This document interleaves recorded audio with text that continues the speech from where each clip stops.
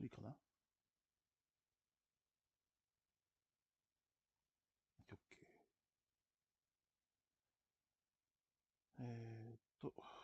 これで、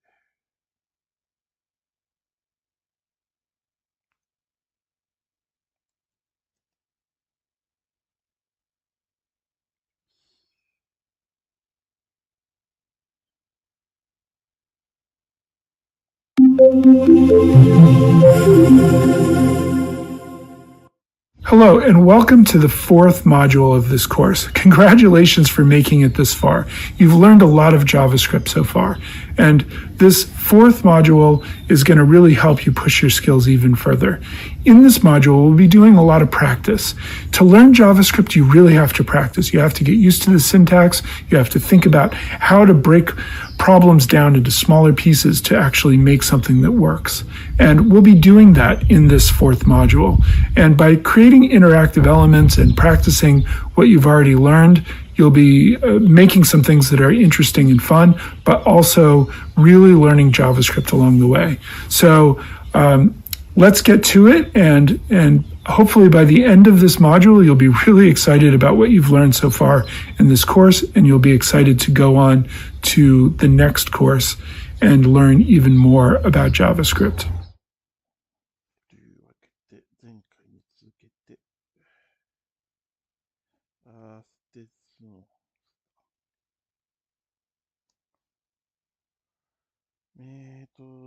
M4 ベーシックコンバーターをエデュケーションに保存しておくと。終了。セット540から720にして自動再生。はい。字幕は英語で。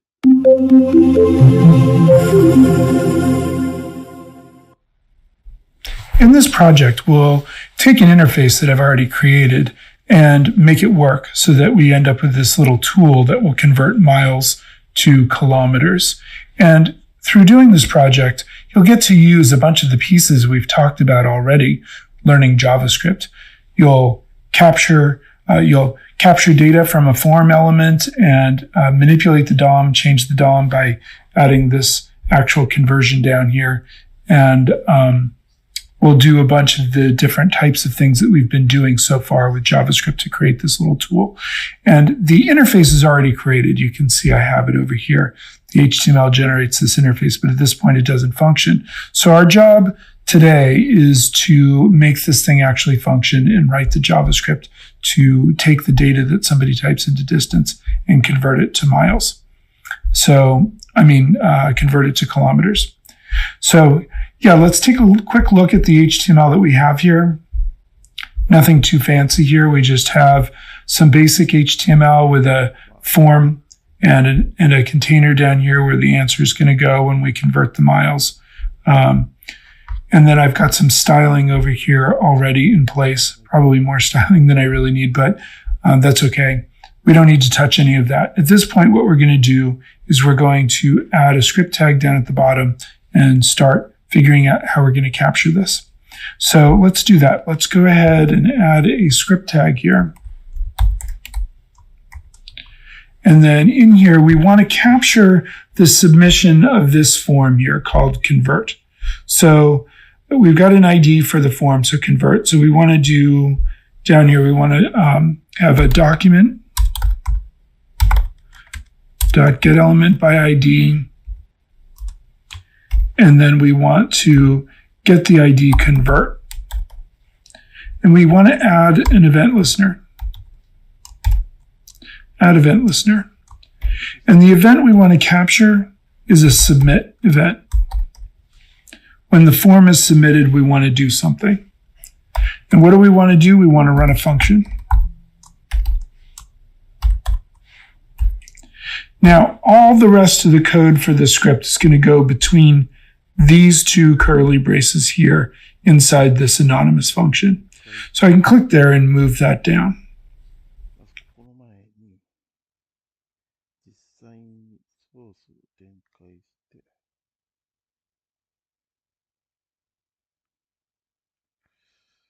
ダ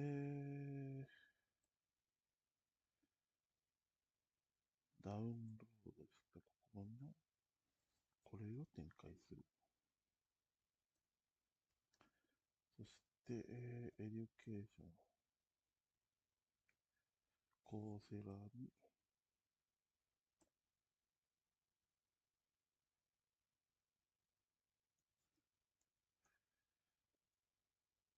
CD、UC です。詳しくお願いします。コスン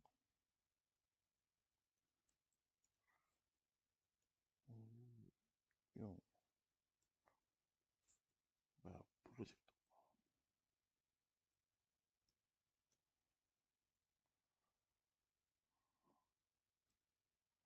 そしてモジュール4に、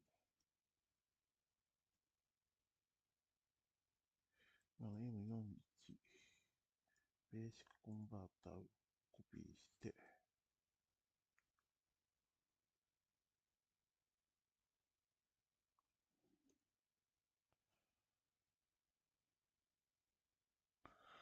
41はいらないな。1はベーシックコンバーター。で、ここのスタイル点 CSS はこっちに移動と。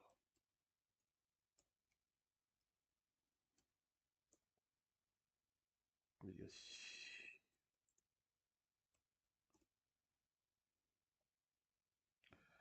で、残念ながらまだこっち入ってないから、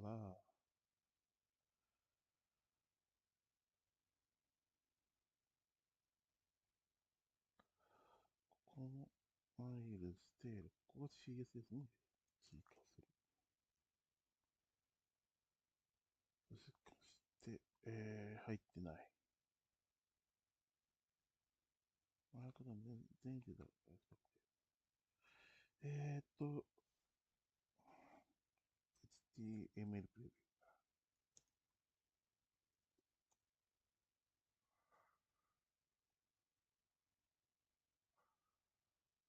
CS サポート。JS、CSS のフォーマット。フォーマット HTML in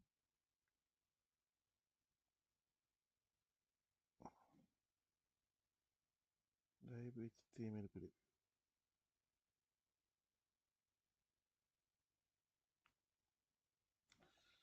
そしてフォーマッター。で、ライブサーバー。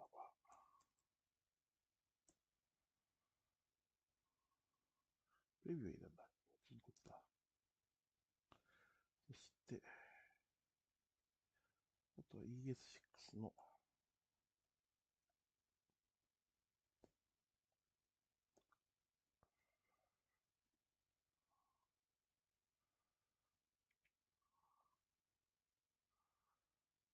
さすがにこれじゃない。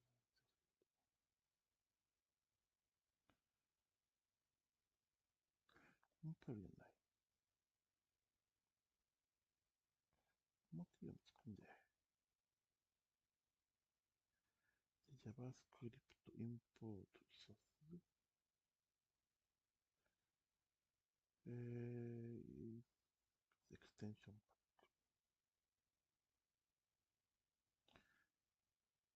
ク。ラベルはなくてもいいような気がするけど。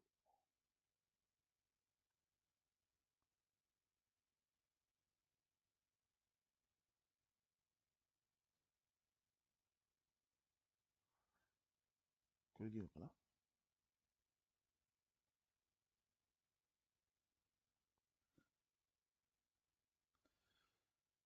よし、OK。いやー、Windows を入れ直したから、で、ここでどうせやんなきゃいけないんだから、フォルダを、じゃない。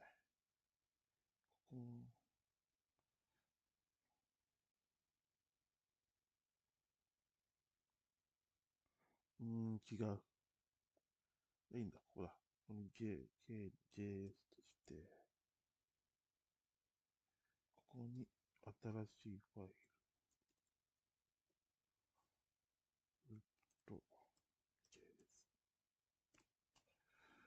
で、スクリプトでJS を後に作って、まず、インデックスでスクリプト、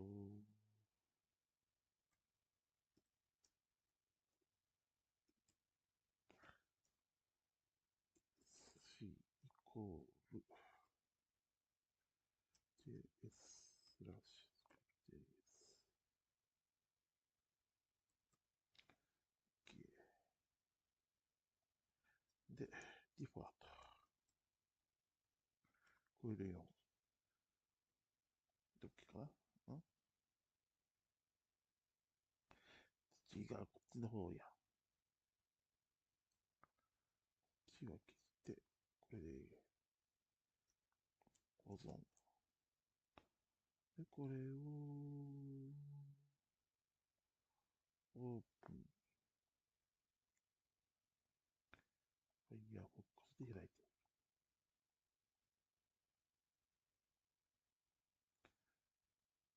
で、一応スクリプトができるように読み込みをやれば、まあ、3PHP とか入れてるからだな。ア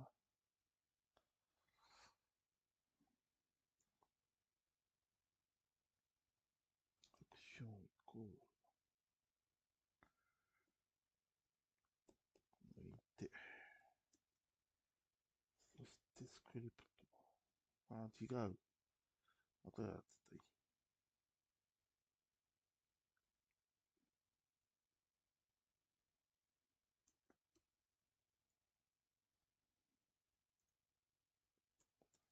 ベーシックマイルコンバーターとして、ドキュメント、ゲッ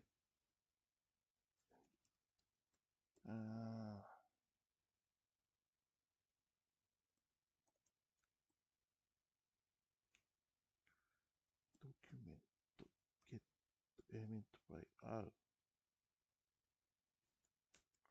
グッ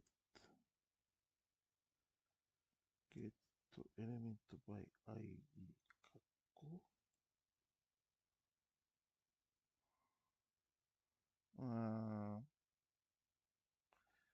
画像の方を見ると、いいのか。イメージですか。イメージしたけどね。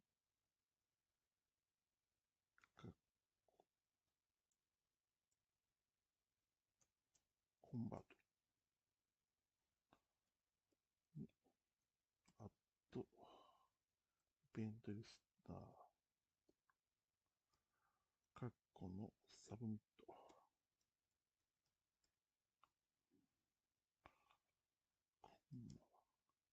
カッコファンクション。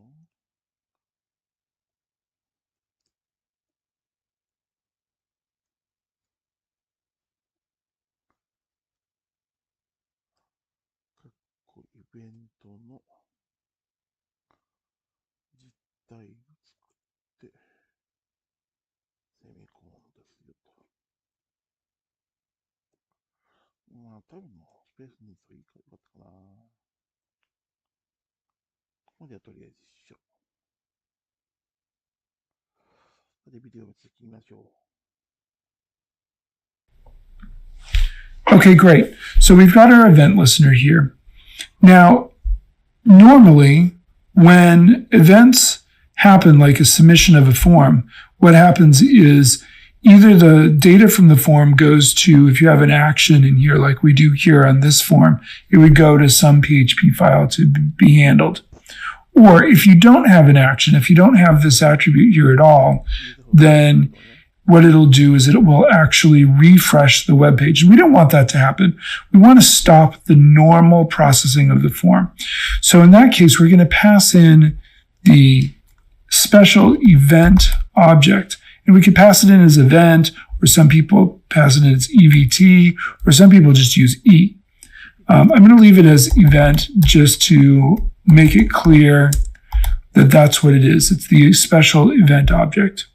And then we're going to keep that form from being processed by using event.preventDefault, which is a method that will keep that form from getting processed and from refreshing the page or trying to go to that PHP file when we submit the form. So that's the thing we want to do first here. The next thing that we want to do is we want to capture the data that somebody typed into this input field here with the ID of distance. So we want to capture that data and we want to put it into a variable. So let's make a variable distance, var distance. And then how would we capture that data? Do you remember? Do you remember how to get that data out of that field? See if you can think about how to type in the rest of this on your own for a second and try it. Just try to see what you can get. Try it and see what you get. See if you get what Matt and matches what I do here. Okay, I'm going to go ahead and put mine in, but hopefully this is what you got. Document.getElementById. by ID. And which ID do I want? I want this ID distance. And what do I want from there? I want the dot value. That's going to take whatever somebody has typed into the field and stick it into this variable distance. Let's give it a try. まずは、ディスタンスマイルの上やってみましょう。これもこっちでやってみる。まず、E をイベントにして、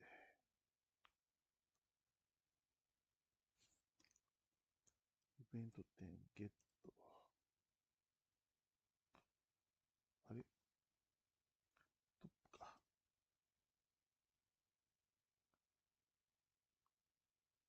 うんおかしい、ストップで、プレベントか。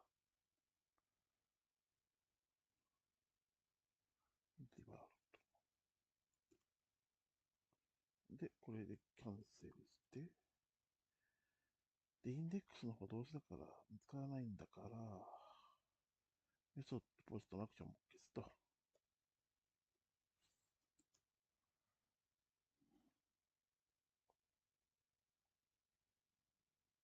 で、コンスト。ディスタンスだけじゃわかんないから、ディスとマイルとしとく。イコール、ドキュメント。ゲットエレメントバイ ID のディスタンス。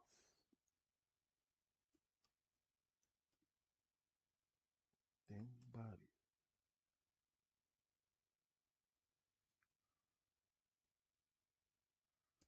あれ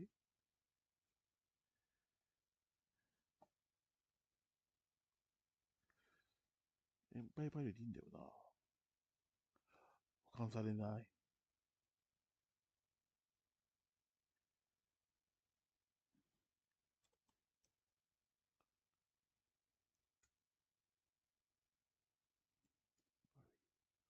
とりあえず、あれ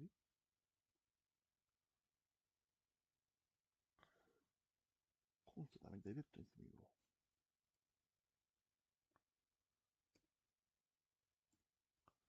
This my document. Get this stuff, then value as ちょっと待って、できたかな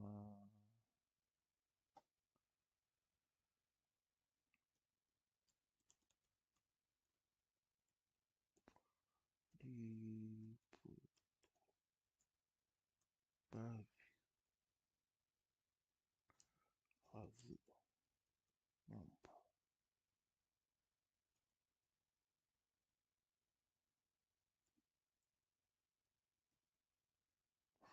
ちょっと間違えるけど、そこは話してくれるから。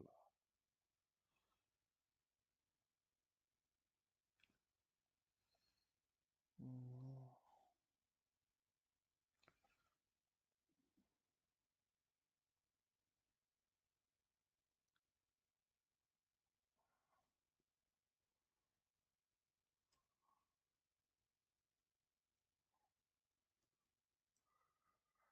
コルパティってそういうのがあったんなかったかな。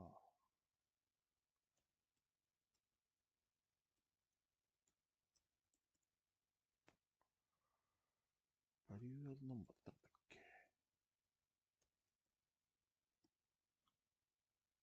あった。HTML インプットエレメント。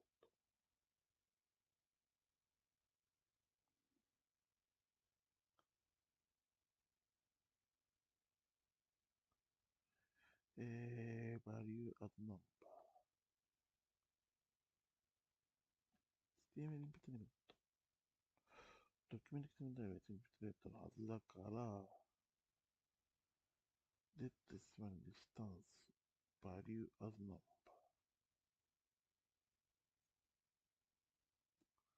で、一応、コンソール、点ログ、マイル、コンマ、リストマイル。ここまでできるでしょう。これでやってみると、要素をコンソールとやって、8とやって、ありパーミネントとリアスディスプレイというオーナードキュメントに読み込み不可。フォンツ。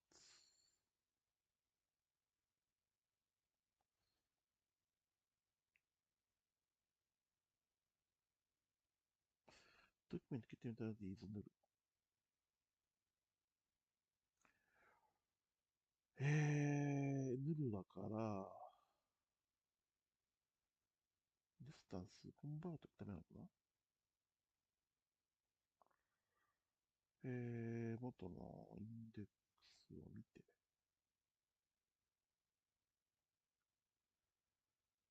フォーム ID イコールコンバート。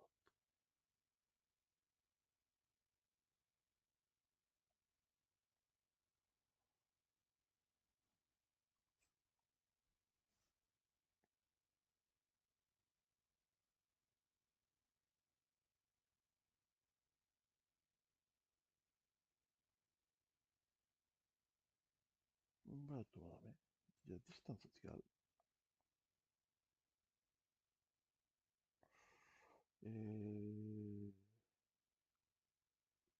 DISTNG 間違えたかな？ DISTAN C バリューあったのか。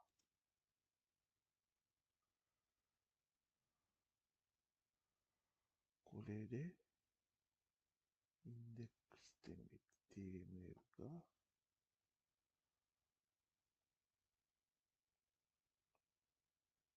嘘19万になってる。なんかよ。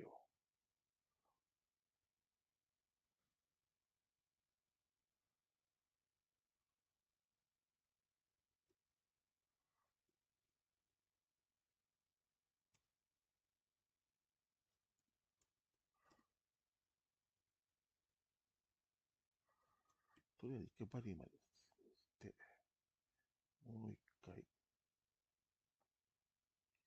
お、入った。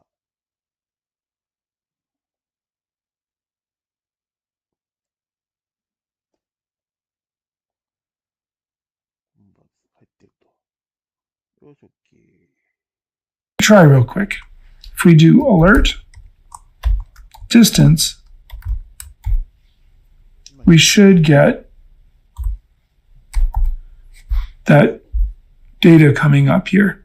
So if I come back here and refresh this and then type in 5 and click convert distance, you can see that the alert pops up and it gives me a 5. If I put 54, it'll come up and it'll give me a 54. So that is capturing that value. It's preventing the default behavior of submitting the form and trying to go to the PHP file. If you don't do event prevent default, Let's just see what this happens for a second here. If I just comment this out and come back here and refresh this. If I don't do prevent default, convert distance, it gives me the 5, but then tries to go to some PHP file, which we don't want. So it is getting that data, but then it's trying to go through to the form. So we don't want that. We want to prevent the default behavior, and that's what that does. Okay, great. So we're getting that distance there, and we're off and running here with our project. Let's pick it up in the next video. 次のビデオでは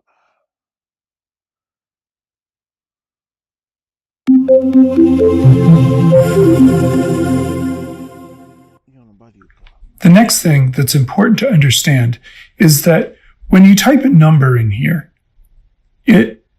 JavaScript sees that number as a string. So if I type a 5 in there, it'll be a string that holds the value 5 rather than the number 5. And I need to actually take that number, that string, and convert it to a number. We could use a method in JavaScript called parseInt, but what parseInt does is it'll only capture the integer of the number rather than a decimal number. And it's possible that I would want to capture 5.5 miles and convert it to kilometers. So what we're going to use instead is parsefloat. And what parsefloat will do is it'll allow us to take that number and convert it to a floating decimal point. So down here, I'm going to leave the alert for a second here, but just before that, I'm going to say distance equals parse float distance. So I'm taking だけど、だからまあ、ここは簡単な。It's called parseInt. But what parseInt does is it'll only capture the int. If I put in a 5 and convert distance, it'll give me. So I'm taking distance and running it through parsefloat, then assigning it back the distance, and I can alert that out. So let's just see what that gives us over here. If I come back and refresh this, you have to refresh it. If I put in a 5 and convert distance, it'll give me 5. But if I put in chicken, it'll give me NaN, not a number, which, as you know, resolves to false. Okay, so not a number is false. It's falsy, just like 0 or a number of other things are falsy. But a number is true, so 5 will work. 5.5 will work. Interestingly, 0 won't. 0 is still false. But I don't know why you'd want to convert 0 miles to 0 kilometers to kilometers, since they're both just 0. But that's what we need to do first, is to get that to turn into a number. Now down here, we can actually combine these two lines into one line here. Instead of having this distance, and then assigning it back to itself, we could actually put parsefloat here with its opening parenthesis, and then we can close the parenthesis at the end after the value. And we can get rid of this line. まあ、ここまでやっていいってことね。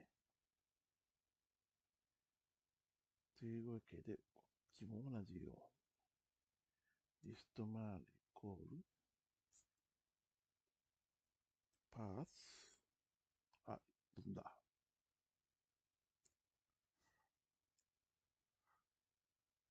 パースフロートのドキュメント。例えば、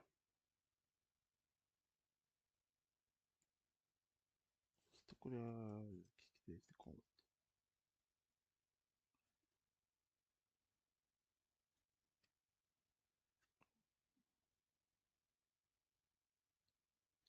じゃあ、続きで見ましょう。So that does the same thing. Actually combine these two lines into one line here. Instead of having this distance, and then assigning it back to itself, we could actually put parsefloat here with its opening parenthesis, and then we can close the parenthesis at the end after the value. And we can get rid of this line. So that does the same thing all in one line. It takes the value from the distance field and then runs it through parse float and assigns it to distance. Remember, JavaScript works from the inside out. The next thing we need to do is check to see if distance is an actual number. Instead of, if somebody put in something that's not a number, we can't convert that to kilometers. So we need to make sure distance is a number. So we can do that with an if statement. And remember, if we put in a number like 5 or 5.4 or 25 or whatever it is, that's going to come back true. That's true. That's truthy. Whereas if you put something that's not a number, parsint is going to convert it to NaN, which is not a number, and that comes back false. Or 0 will come back false, those kinds of things. So we can just say if distance. So if distance is a number, because we're getting a number here, then we're going to convert and round the distance. Otherwise, and then put the answer down at the bottom. Otherwise, we'll display an error message down at the bottom. So let's go ahead and add this if statement down here. And we probably don't need this alert for right now, or I might end up moving it in a minute. If distance, we're going to do something there. We're going to convert and then display the answer. Else, display error. Okay, so let's actually take this alert distance here and stick it in here. We don't need it up here anymore. So you'll see now with that, if I test this, if I put a number in here, it'll alert out the number that I put in there. If I put something other than a number in there, it won't, because the else is running. We haven't actually done anything with the else, but it is running and it's not doing that alert. Okay, great. So we're all set up here and ready to write the rest of our script. Let's go ahead and work on that next.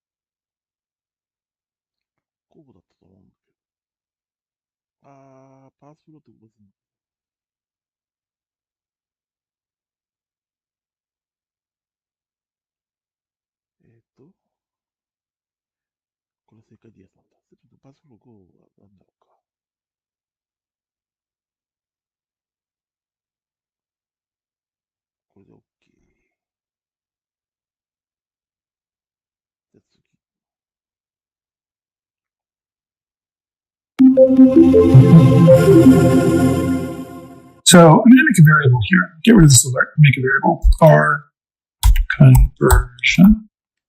And I'm going to assign it the conversion, which is distance times 1.609344. And what that will give us is the actual distance conversion.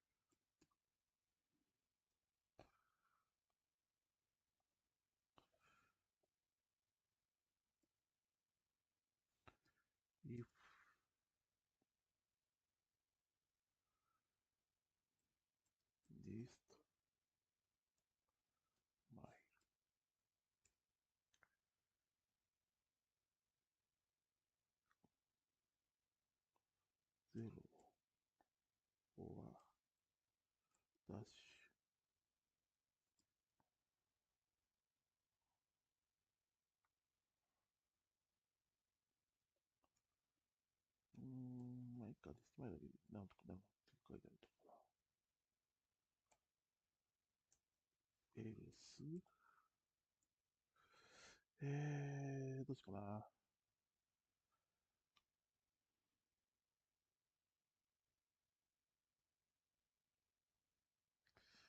ちょっと色見てみよう。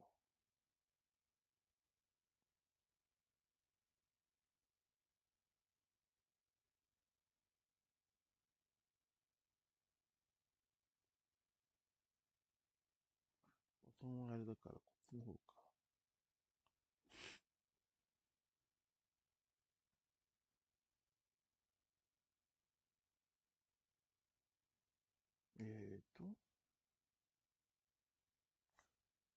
ID これ使うし、これアンサーゴース。これスポンに来てくればいいのか。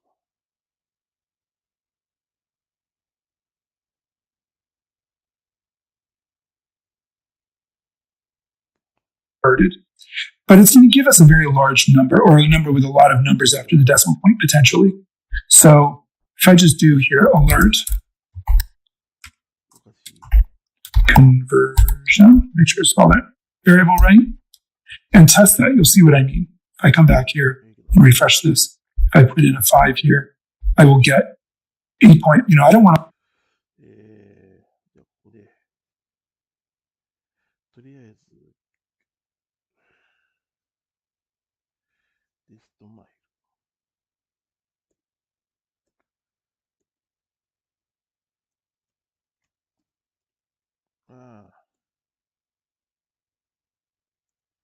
コンスト。DI リスト。キロ。イコール。リスト。マイル。かける。マイルとキロ。コンソール。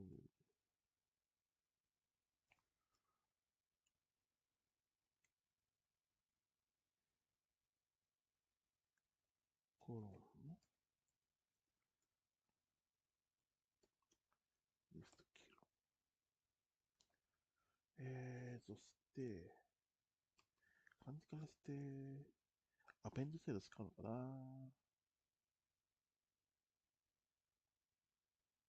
all these decimal numbers, and they can get even longer than that. I did 5.54.32 or something like that. You can see that's kind of long. I just want 3 here. I just want 3.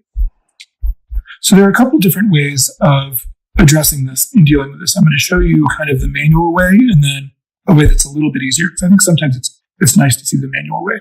So I'm going to make another variable var to rounded conversion equals math.random, not random, .round. Math.round. Now, if I just put in math.round conversion, what that's going to do is it's going to round it to the nearest whole number. I want some decimal points in there. So really what I want to do is I want to take that number and multiply it by 1,000. And then after the conversion, divide by 1,000. So that's going to take the number, round it, and then divide it. And we might need an extra set of parentheses here just to make sure.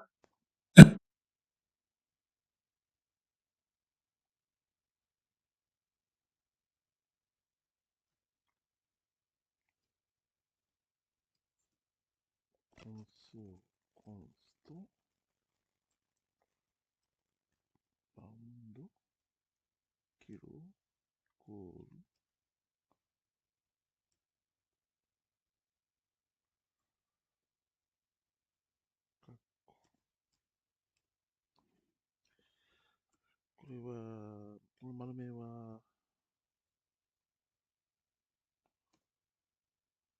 キロメートルで0から1でやるから、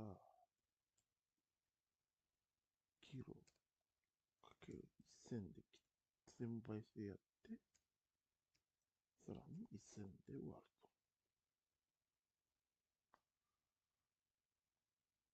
コンマ、ラウンドキロ。そして、これを実行してみると、42秒。下を下2桁で残すと。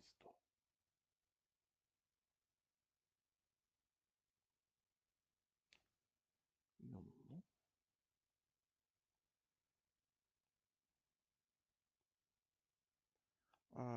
4桁で区切るってことね。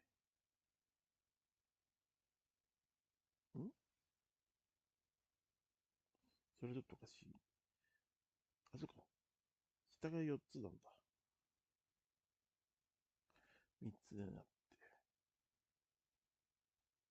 そして。And it does the inner part first. So we round that. We take conversion, multiply it by 1,000, round it, and then divide it by 1,000. And let's see what that gives us. If we come back here. Now if I try to convert this, 54.32. Whoops, I have an error. Let's see what I did wrong. There's always a good way to see what's going on here. Console, or did I not actually do I forgot to do the alert. That's what's going on here. Alert, rounded conversion.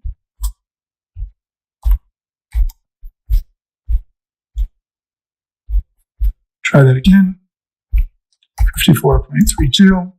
Convert distance. And you can see that it's cropping it off here after 2 decimal places here. Really, I wanted more decimal places than that. The other thing you can do that's easier, a little bit easier than this, is to use something called toFixed. It's a method called toFixed. So I could take conversion and put toFixed and put a 3 in there. And that will make sure it gets rounded to 3 decimal points. Let's see what that does. 54.32. And now I'm getting 87.420, which is the right thing there. So that's actually rounding it and making it work exactly the way I want it to go, giving me 3 decimal points. So that's kind of the easiest method to work with here. 3桁っていうのが分かってるんだから、というフィックストの3強い。そうすると、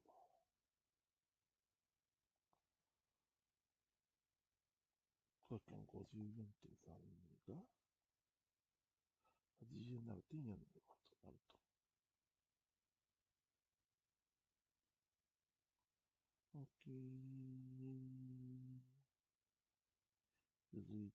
Is toFixed. Now I can actually put this all together in one line also. So I could do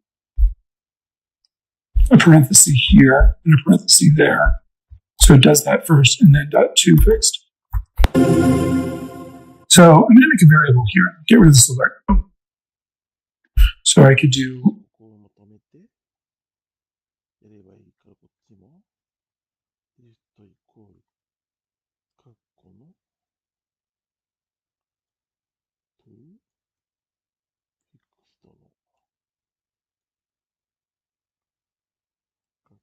と。そして、ここが消えて、ちょっと待って。多分スペースでいいかな。そうだね。ここに、新しい。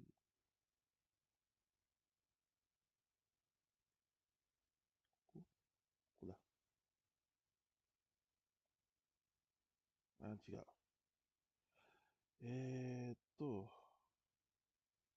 なんでこれがこうなるんだ。できそう。エディターコンフィグをコピーして、ルートにするいらないものを消す。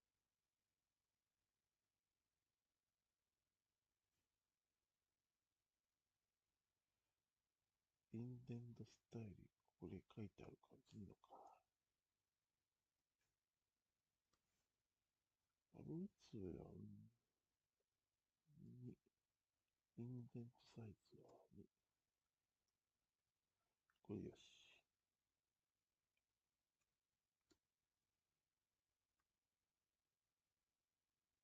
あれい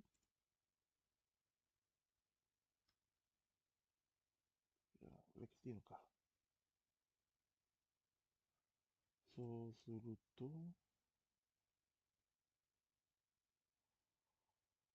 まあ、続きで見て、A parenthesis here and a parenthesis there. So it does that first and then dot 2 fixed. 3. And let's see if that works. 有効期数は下半期。 54. Convert distance. Looks like it's something wrong there tonight. Now do I have an error? And look, you can see I have an error. Console. Rounded conversion is not defined. Over here, when I did this, I needed to change this variable here. So you can see how I figured that out. If it says rounded version, if it says a variable is not defined, you either spelled something wrong or you're using the wrong variable. So let's fix that. That's a really good example of the kinds of things that can go wrong. Your inspector is your friend. Always go in here and see if you can figure out. Sometimes the messages are a little obtuse, but usually with some experience, you get to sort of see how that works. So there it is. That's working just great. Okay, cool. Now we're ready to move on with the next part of the script. ここまで計算をできた。次はそれを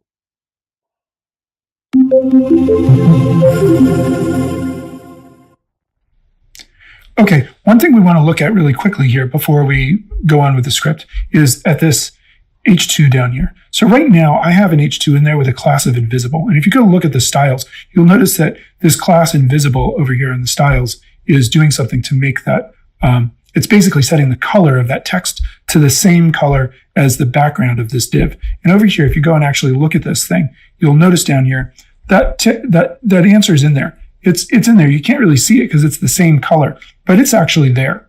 And it just says, currently what it says is answer goes here. But what we can do is we can use inner HTML to replace this entire H2 in here with a new H2. And that H2 that we put in there won't have the class invisible, so it will be visible. So we want to get this div ID answer here first. So up here, let's get rid of this alert. We're going to work on this display piece here, so I'm going to get rid of that. So first thing I'm going to do is I'm going to have a variable var answer and set that to equal to document dot get element by ID answer. So that's our element there that we're getting, and then we want to get that element and we want to use inner HTML. So I'm going to say answer dot inner HTML equals quote quote, and in here I'm going to add an H2, which opens and closes H2. It's always best to open and close things right away. And then in here I'm going to say, actually, rather than use the quotes here, I'm going to use the tick marks. So like that, semicolon. Let's do that again. H2, close the H2. There we go, because this is going to be a string literal when we're done here. Okay, so in here, I'm going to add the distance. Oh, let's see, what do I want to put in here? I want to put in here distance miles converts to X kilometers, right? Where distance is really this variable distance here. So that's going to be a variable. So in there, I'm going to put curly braces, dollar sign, curly braces, distance, because that's a variable. Miles converts to and X. これまあそんなどうか可能だけの話だから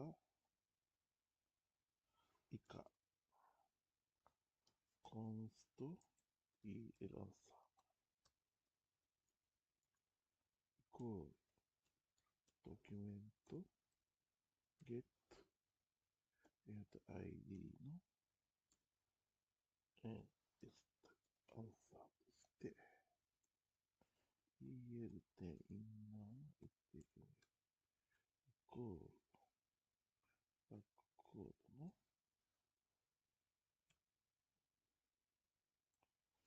スタラリスト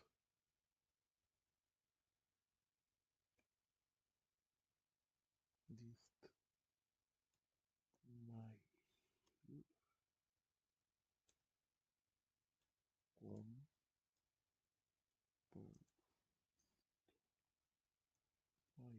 コンバーマイルスコンバートto DI リストキロ円スラッシュ X ここもダラーで展開する。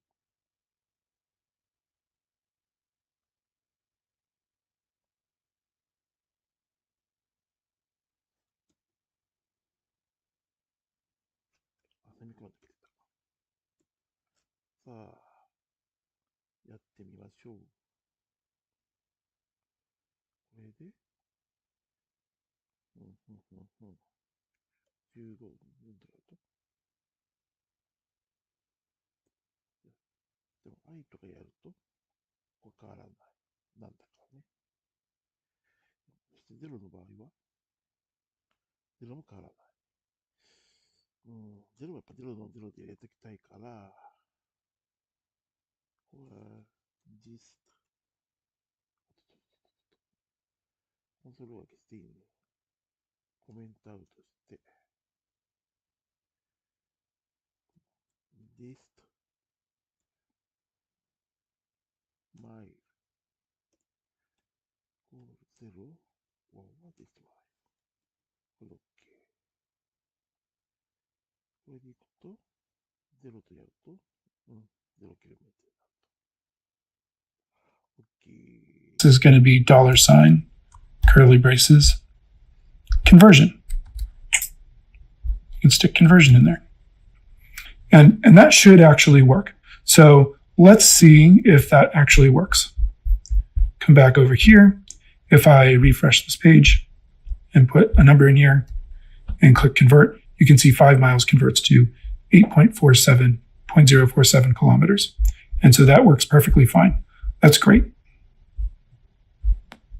The next thing we need to do is handle the error down here. And we're going to put it into the same element here, this answer element here.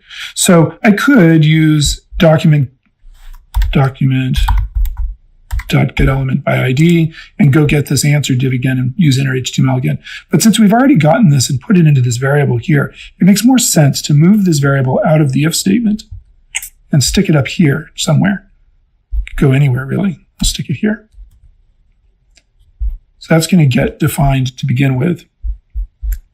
It could even go after the prevent default. It could go anywhere, really. But I'm going to just put it there.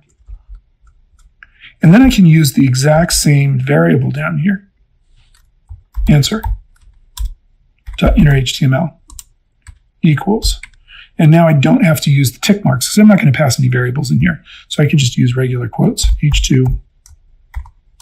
Close the H2. Always open and close before, and then work on the inside from that way. Please provide a number. So that will handle the error. So let's make sure that works. If we come back over here and refresh this, if I put a chicken in here, a chicken cannot get converted to kilometers. So it says, please provide a number. But if I put a number in here, that will convert just fine. So our little converter is working great, and that's awesome.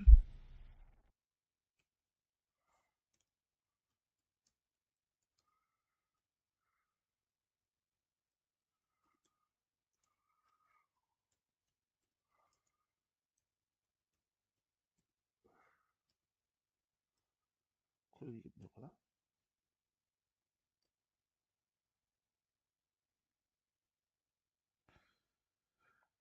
Which of the main statements are true about reacting to the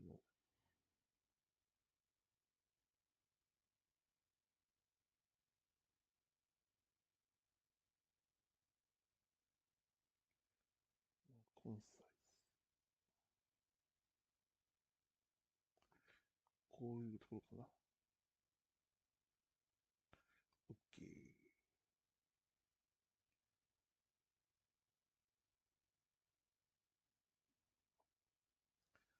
最後に、今のあれをリファクタリングする。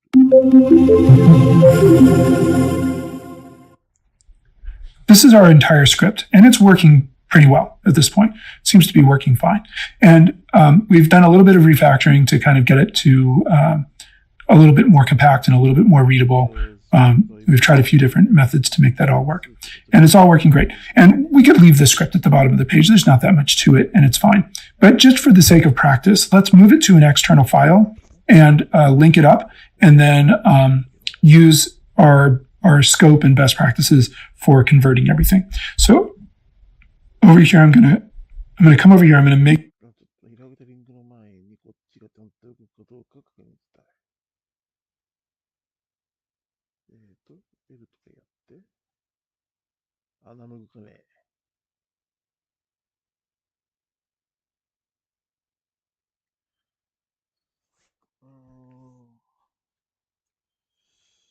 そうだな。リストマイル。そうね。やっぱりこうしよう。if list mile イコールイコールな。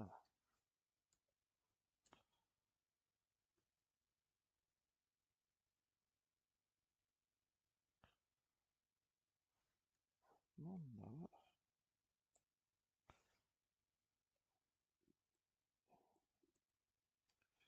言えるアンサーにエラーを表示する。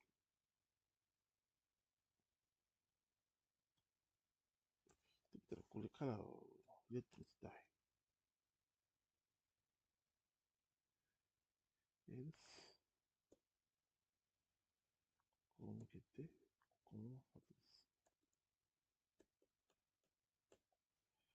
で、これいらない。どうすかな ?CSS。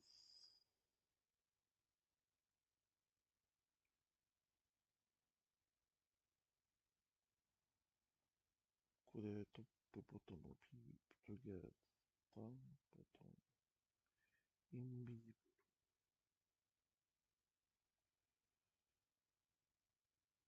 ブルドットエラー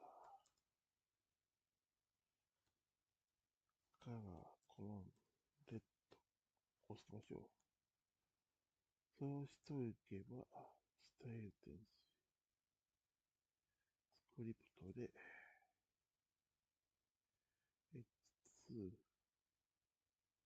こうダブルコーテーションいや H2 スタイルイコールエラー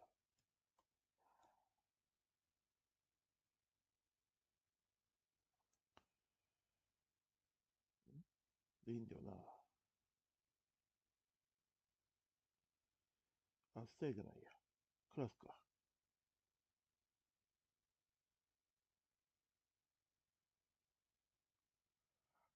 クラスイコール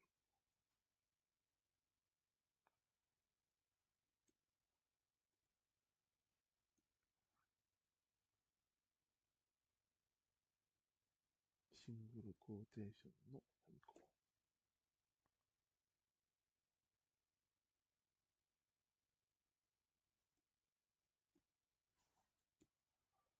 さあ、これどうでしょう。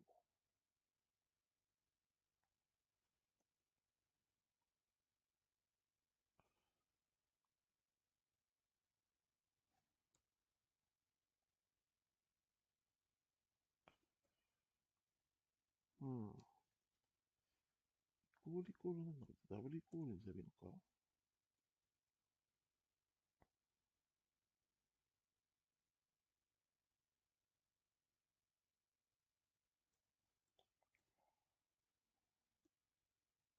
あるいは、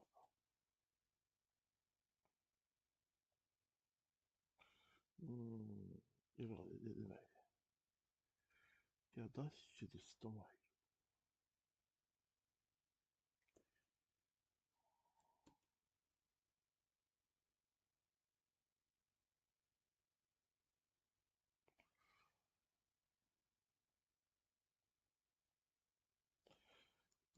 待って。これ止まるってことは、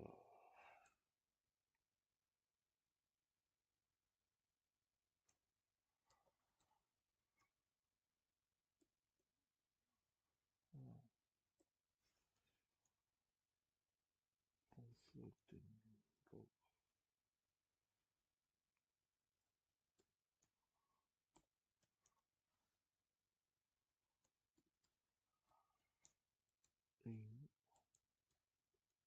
してみよう。こうすれば、なんか変な時にエラーが出ることがわかる。これで、こうやって、はぁ、何マイルス、何キロメーター。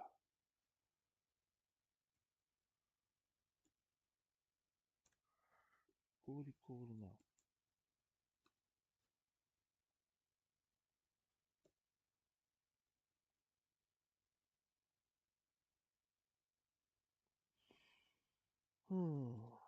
となると、ここが脱出してまいるのがいいのかな。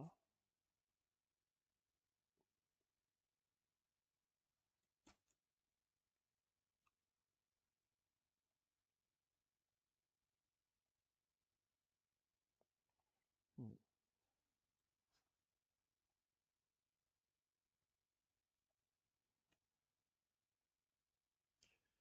ゼロがどうだ。脱出してまいる。リスト。前、ダッシュ、コールゼロ。これどうだ。一応安全のために、これ来ると。これでもう一回。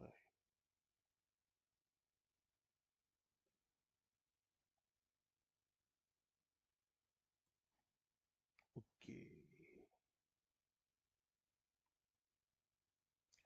0なら0になったし、ちゃんと数字以外だったらエラーを出すと。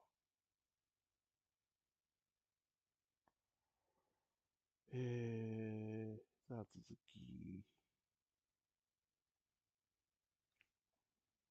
Whoops, I didn't mean to make a folder. I'm going to make a file and call it script.js.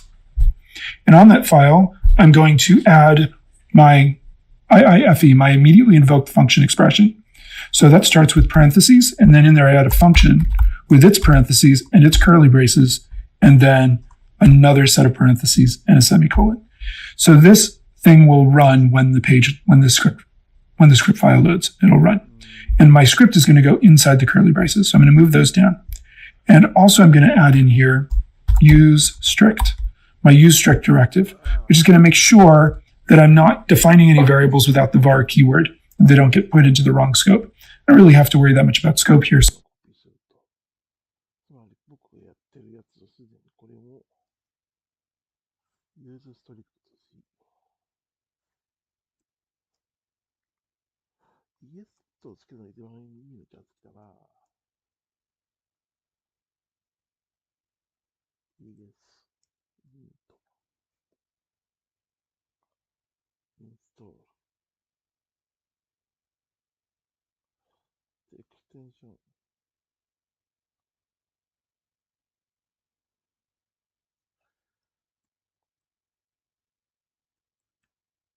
ディープと、まあ、いいのか。ラベルでラフ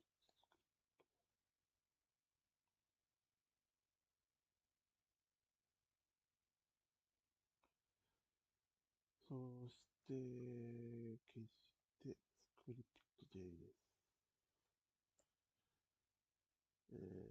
括弧のファンクショ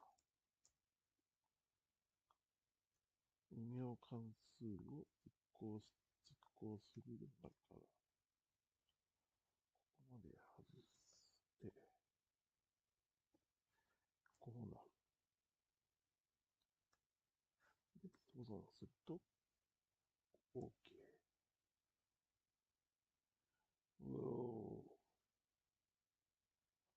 さて、これやったのを見てみよう。Since it's all pretty much within this one event handler, but still it's a good idea to put it in.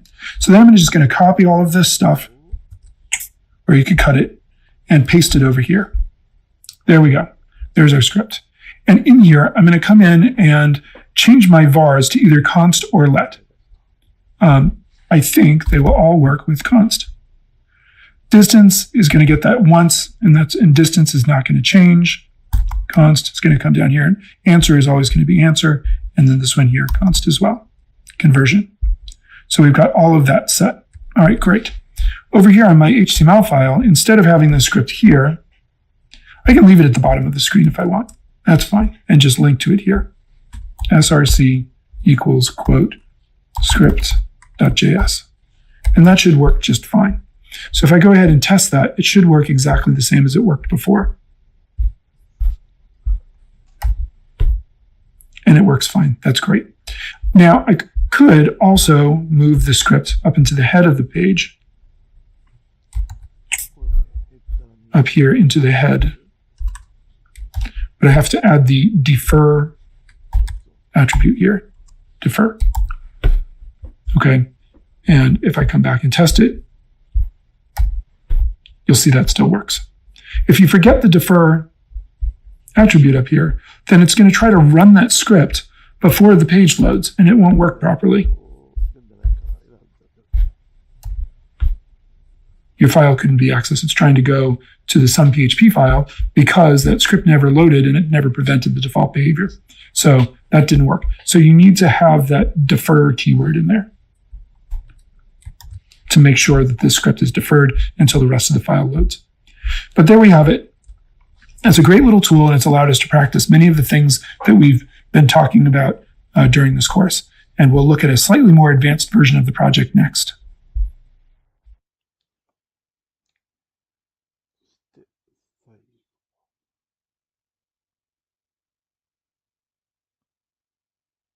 で、やったときについては、皆さん手を見分けやすい。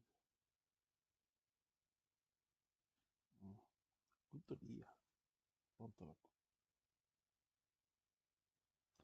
そして、ディスカッションは、して終わったよと。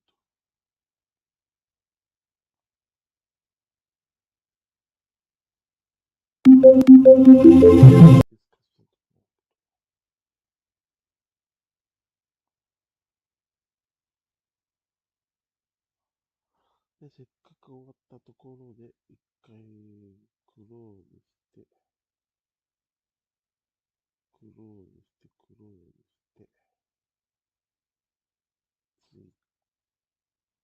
ここでギター。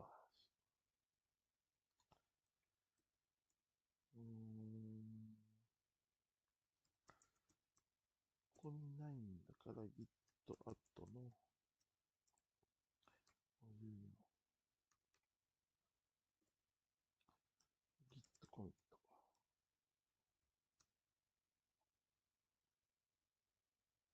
ああ、そっか。エディターの方でこっちに移すんだっけ。こうすら。JavaScript。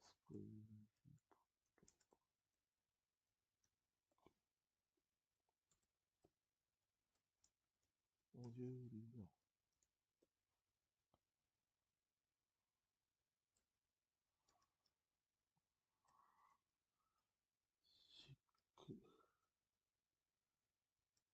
マイルツ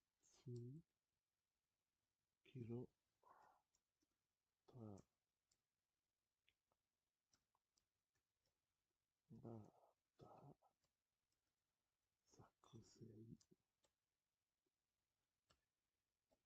これでいいか。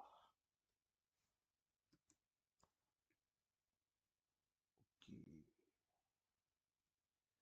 ここはティグにしてみれば、1行追加してよ。あ、いけねえ。Git、ブランチ JS だ。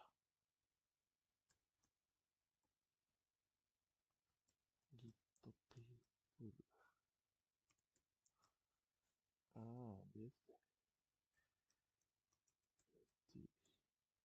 入ってるから大丈夫。じゃあ次行きましょう。アドバンスト。アドバンストコンバッタースタート。これも保存して、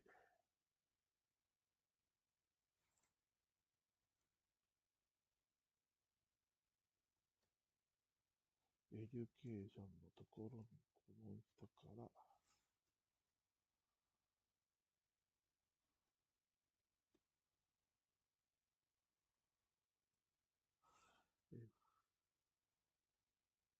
回答して、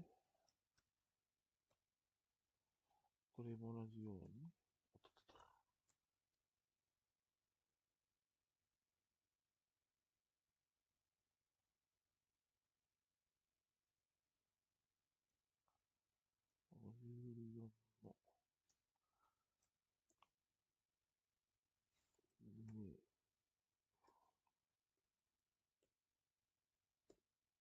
54の2、02のアドバンスコンバッター。まあ、これでこれいらない。スタイルで、そして、JS の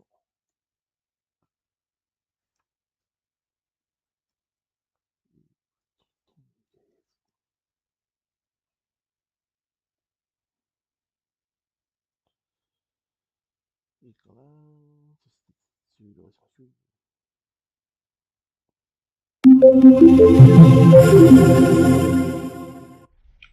Advanced Distance Converter, using JavaScript to convert distances. In this project, we're going to do an extension to what we did in the earlier project for the distance converter. We're just going to add an additional feature. And what that additional feature is, it'll convert miles to kilometers, but we can press the K key to convert kilometers to miles, or we can press the M key to go back. So we can go back and forth between doing different types of conversions. So that's kind of neat. So if I put a 5 in here and click convert distance, it'll tell me 5 kilometers converts to 3.107 miles. Or if I press the M key, I can convert 5 miles to 8.047 kilometers. So that's pretty neat. Notice that a few things are changing when I do this. The header changes here. This little piece of instruction changes slightly here. And, a few other things have to be sort of managed. Down here, I've got a set of instructions down here on the bottom of the page that tell you which keys to press and that kind of stuff. So that gets us set up to start coding this project and getting the script working. And you'll notice that if you look at the start file here, it looks very similar to what we had before. We just need to get started with a script tag down here.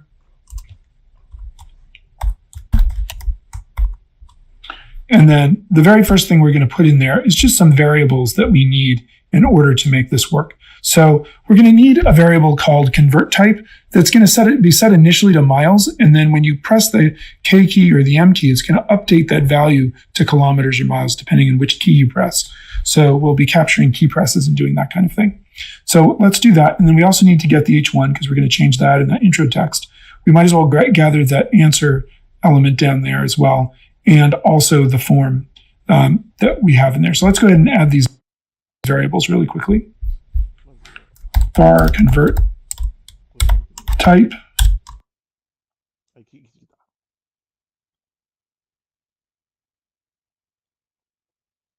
to start coding this project. Heading equals document dot get element. We don't have an ID up there, do we? No, so I guess we should use query selector. Query selector H1. That will get the heading. And then we need this sort of intro paragraph here. So var And just to make it match what I have over here, it doesn't really matter. I'm just going to call it intro equals document dot query selector P. This is the first paragraph on the page. Actually, it's the only paragraph on the page. So, but remember, our query selector will grab the first one that it finds. So that's kind of handy. So I can just do query selector P. I don't have to do anything complicated to get to that paragraph. So we can get to that. We might as well grab this answer div down here. Bar answer div equals document dot get element. This one I'm going to use get element by ID. And the ID I need for that is answer, right? Yeah, answer.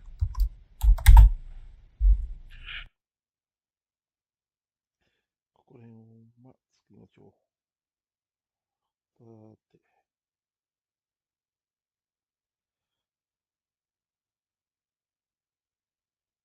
まずこんなとこ。まずは Git。まずその前に、アットで、Git して、まずコミットしとく。マイナス N の N との JavaScript。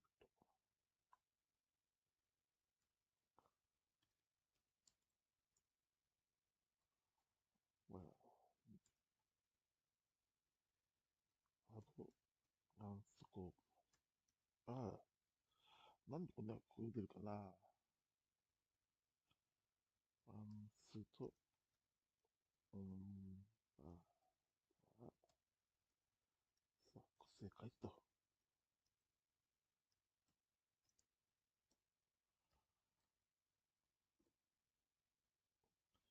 で、コード。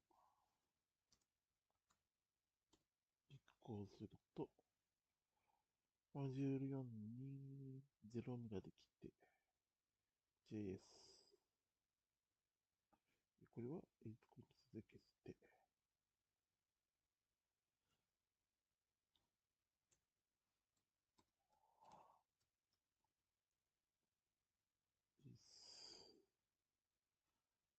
関するコンバーター。これはヘッダーで適当に書けばいいけど、ちゃんと本当は書いた方がいいんだろうね。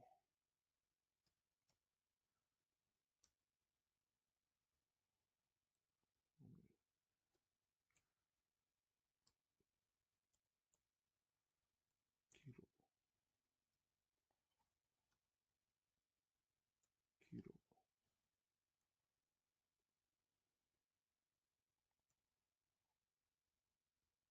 マイル、切り替え、か、ノート。インボします。まずはインボーク FE にして、カッコ、ファンクション。で、やって、実行す。この関数は実行するから、カッコをつける。で、レッコント。いや、レッドだな。コンバート、タイプ。これ分かればいいから、M2K、コンスト、AL、エレメントはエレメント。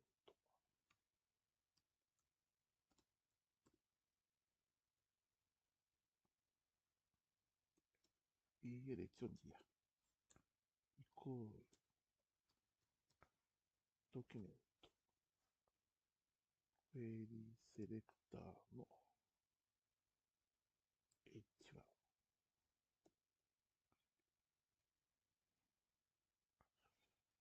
コンスト、EL イントロ、イコール、ドキュメント、クエリセレクターの P。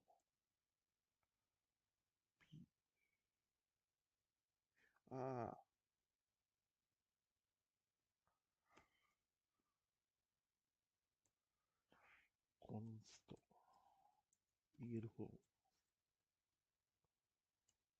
イコール、ドキュメント、クエリセレクター。ここは ID だから、シャープ、コンバートかな。ここら辺は、インデックス102で確認する。で、メソッドとポストはいらない。小文字にね。で、コンスト、EL アンサ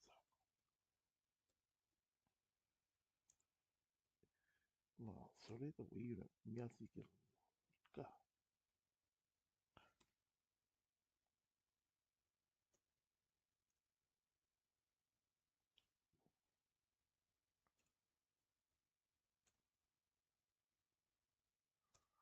ドキュメント、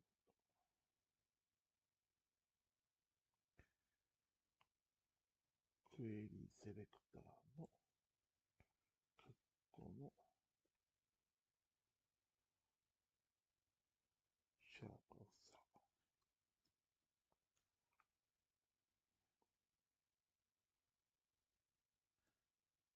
さ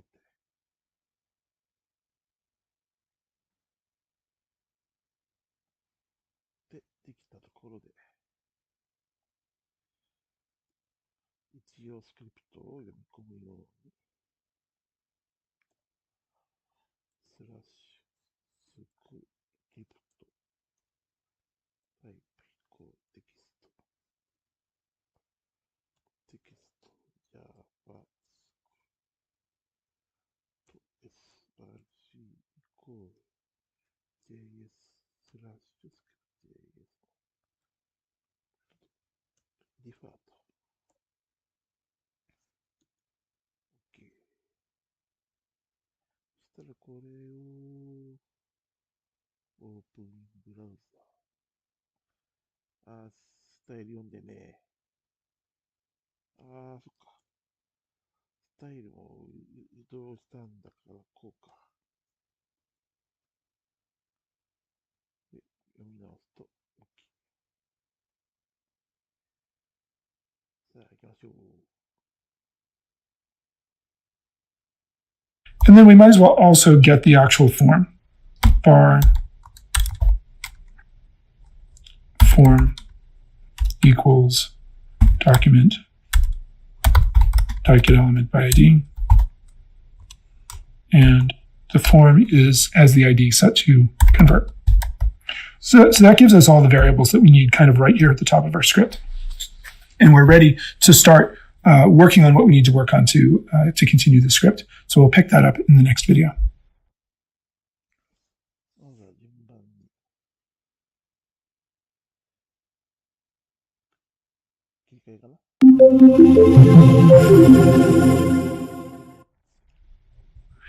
Okay, next we need to add two event listeners.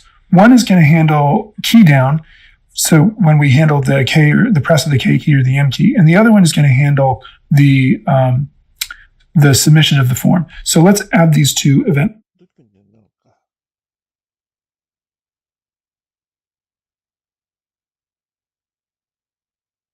listeners before we do anything else.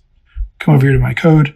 Down here in my script, I'm going to have document.addEventListener.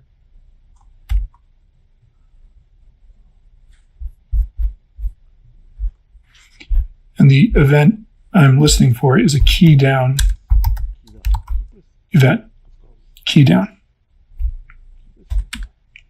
And then I'm going to run a function. And everything for that event listener will go between those curly braces. So that's one. And then we need to deal with the submission of the form. We already have a variable that's going and getting that form by ID. So I can just do form .addEventListener. And again, we want to do submit. When the form is submitted, we want to run a function.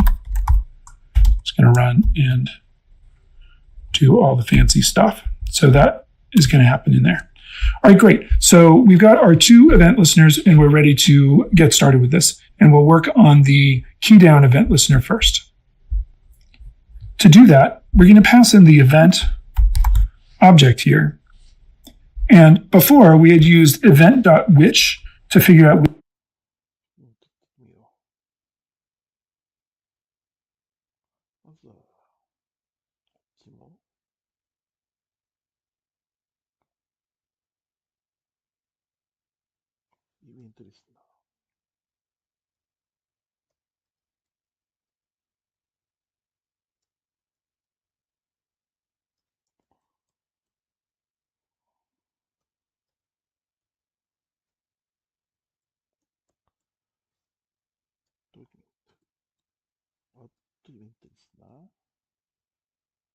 キーダウン、キープレスとか。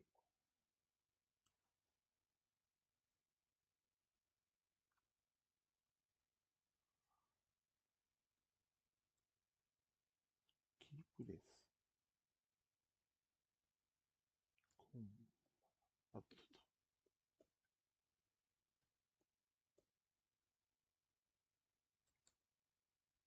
ファンクション。ここはやっぱイベントを入れた方がいい気がする。で、こ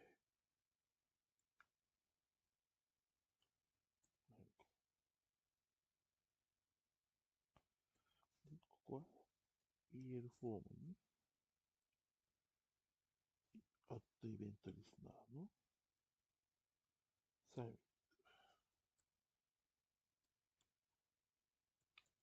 ファンクション。はい、いらっしゃいませ。どうしました？イベント。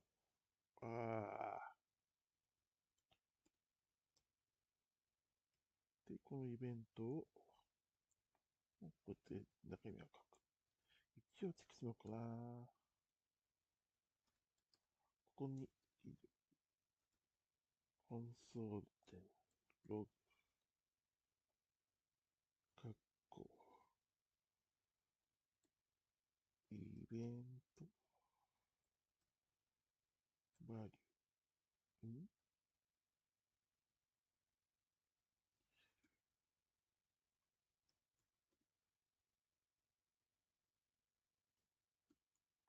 これで実行してみよう。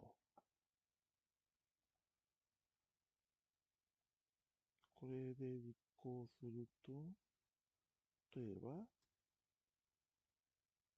あれだね。こっちで、K。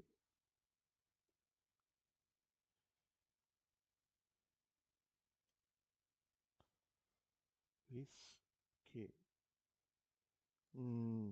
キーダウンつながないか。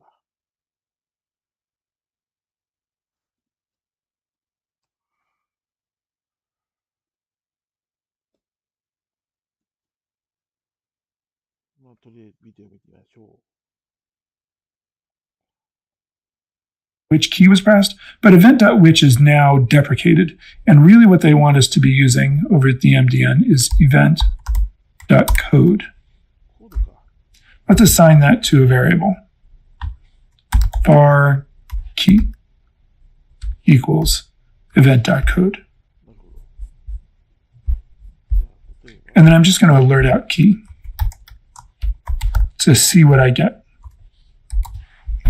All right, great. Let's go over here and test this. If I refresh and I press the M key, I'm not getting anything. Did I do something wrong? Inspect. I don't have an error.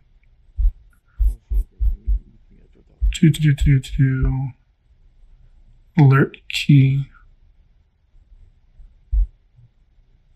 Add event listener document. Add event listener. That should be right. No, I did that right. I was just on the wrong file. Make sure you have the right file loaded. That's always a good idea. Make sure you're working with the correct file. That happens sometimes. But let's try this again. If I press the M, I get key M. If I press the K, I get key K. So this is the new method that they want you to use that's not deprecated for grabbing keys. And instead of giving you a number, it gives you actually a key within the actual letter that you're pressing. So that's great. That's super useful. So we know how to actually capture those keys and know which one has been pressed.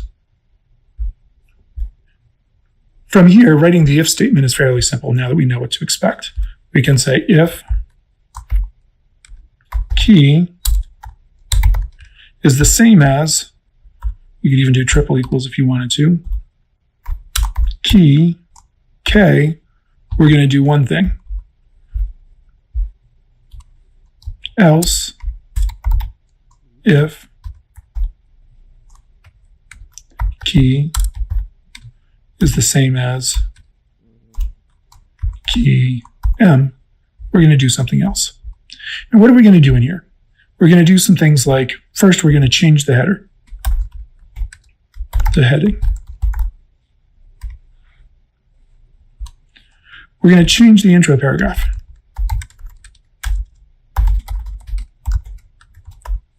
We need to do that. And also we need to change the value of the convert type variable. So we're going to change this variable from miles to kilometers. If you press the K key, and then we're going to turn it back to miles if you press that one. So those are three things that we need to do in each of these as we go forward here with this function. So we'll handle that in the next video.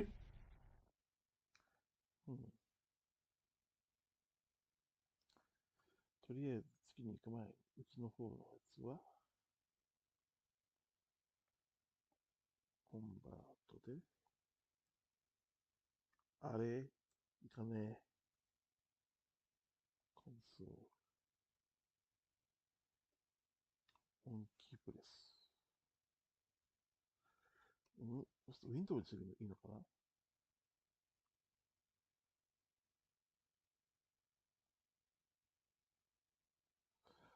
アンエクスペクトどこだ？アンコート。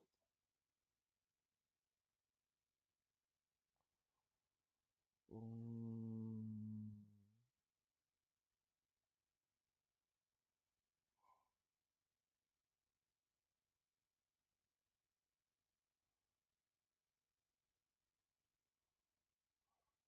こか。イコール。これで家の方面でこのように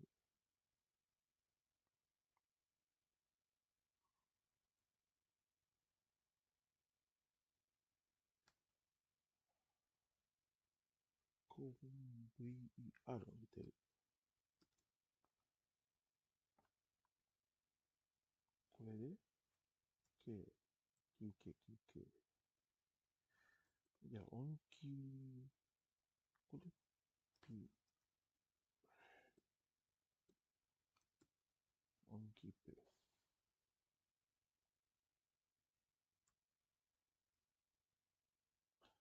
キーダウンじゃないと入んないか。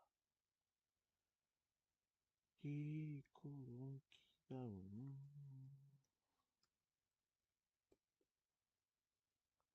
さて、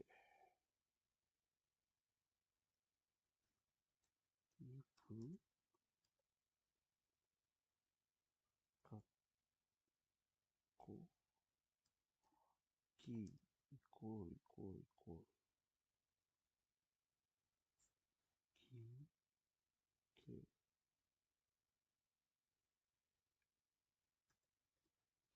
K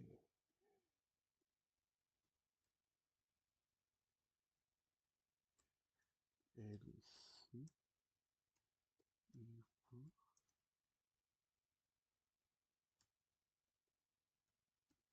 key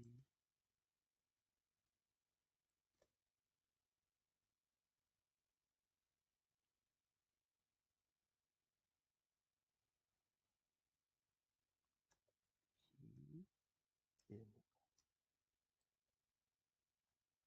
いいでしょう。まずは続きをやればいい。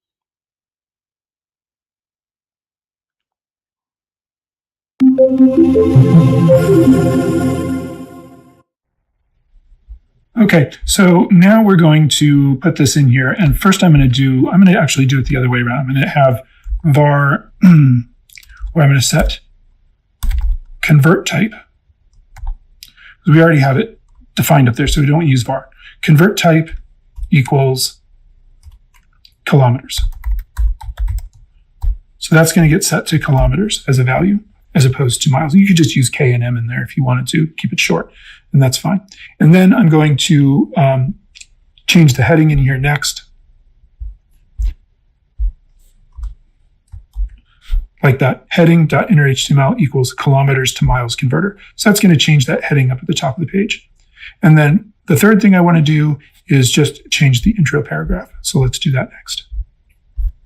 So that's this variable here, intro. So I can very easily just type intro, if I could spell it right, .innerHTML equals, and then I'm just going to paste this in, but you're going to have to type it. Type in a number of kilometers and click the button to convert the distance to miles. There we go. So we've got all of these set in here. That's great. And really what we need to do is put the same thing down below. I'm just going to copy it and paste it. But instead of kilometers, it's going to be miles. And then over here, we're going to say miles to kilometers converter.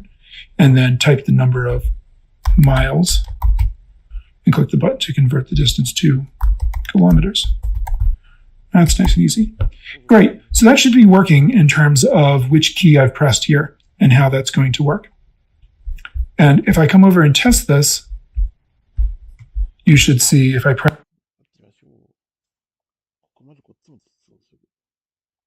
コンバート対項を受け EL H1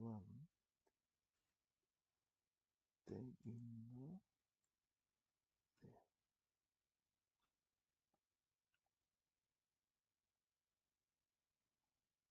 で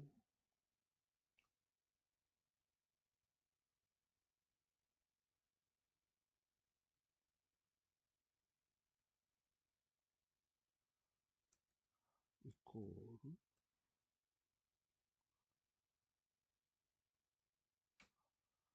なんて言うだろう、ここ言うなら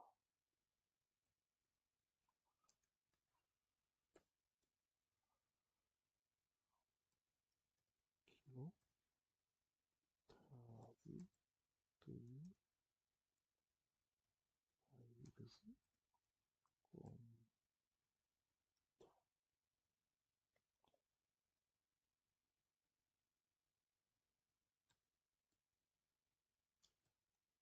で EL イントロ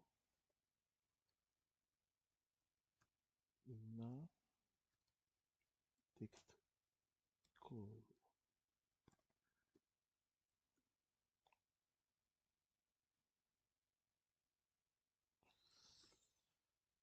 インプットナンバーメーターアンドクリックコンバートトゥ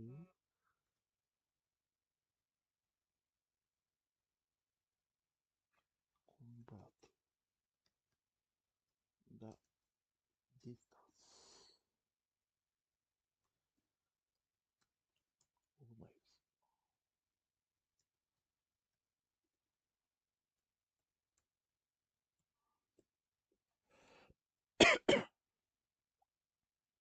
そうじゃなければ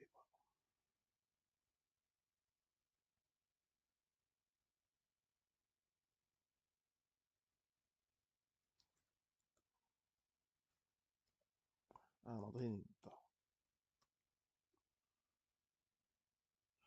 このタイルがマイル2キロになり、ここもマイルズ2キロメーター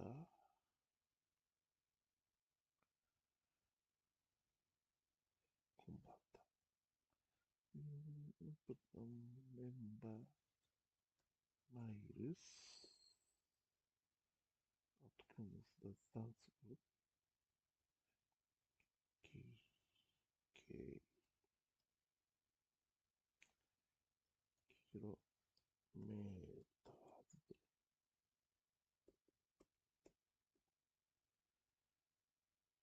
セミコロンつけなきゃ。これでオンキープレスのところをおしまい。じゃあ、答えを合わせをしてみよう。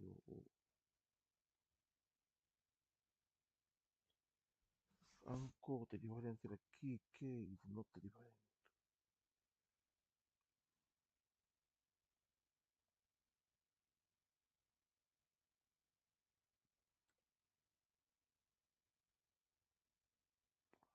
これがこうか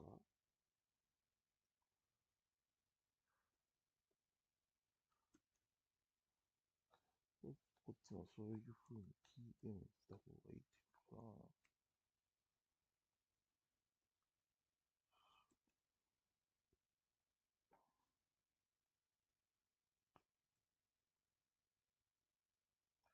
うわぁ。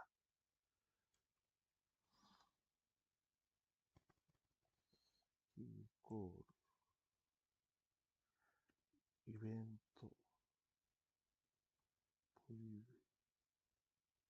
れやっとりゃそうだな。これどうだ。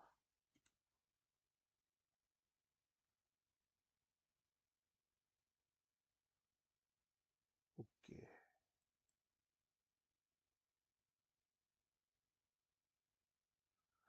間違いが、まず間違いがあるから、マイルズ、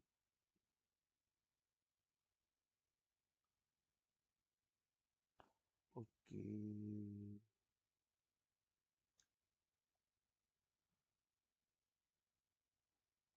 あとはこっちのコンバータのところを実装する。That's going to work. And if I come over and test this, you should see if I press the K key, it switches to kilometers and miles. The statement changes. And if I press the M key, it switches back. So that's working great so far. Excellent. Now we can start the second part of the script, which is the form submission handler. And we can pass in the event and once again do event prevent default to keep that form from being actually submitted. So we're going to pass in our event object here. And down here again do event.prevent default. Great. And then we want to do the same thing we did before and get our variable out of there, distance, var distance equals document.getElement by ID. And we're going into our form and getting the, up here in our form, we're getting this distance ID here. So getElement by ID distance dot value like that. But just as we did before, we want to put parse float in front of this. Parse float, parenthesis, and then close the parenthesis at the end after value there. So that will actually take that and put that in there, just like we did before. Also, same as before, we're going to say if distance, if that's really a number, then we're going to do something here. Right? Otherwise, we're going to do something down here. Else. And really what we want is just to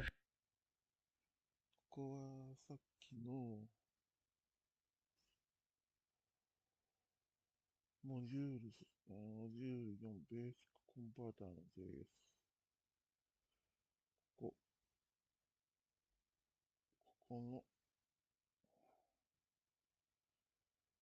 こまでをコピーしちゃって、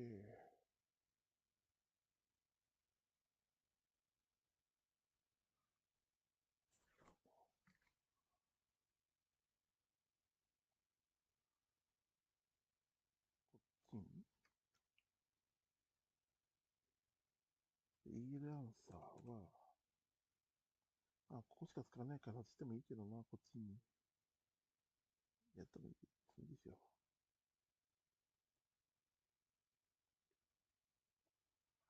コンスディスタンス。ここディスタンス。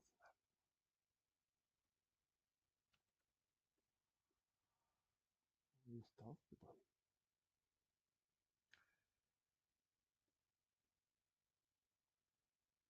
ここはこうやって、リターンを使ってみましょう。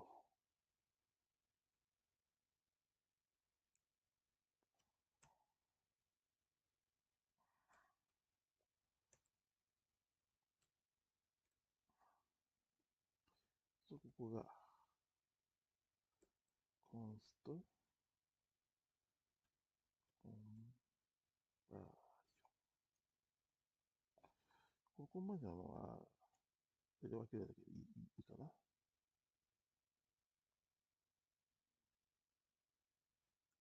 ここは、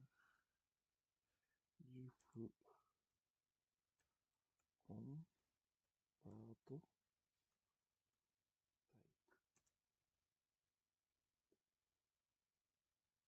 イコールイコール、M2K の場合、イコールイコール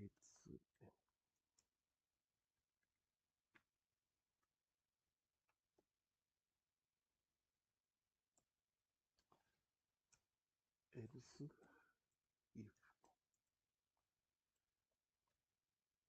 convert type call my2k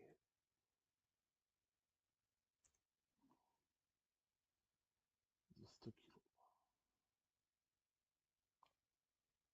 う。で、this distance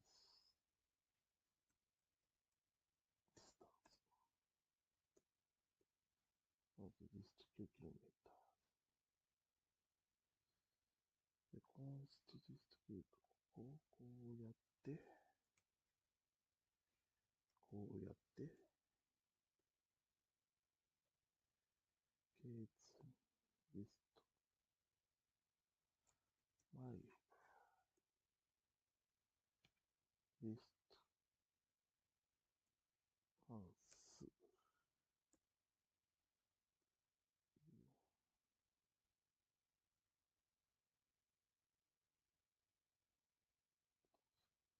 ト、マイル、マイル。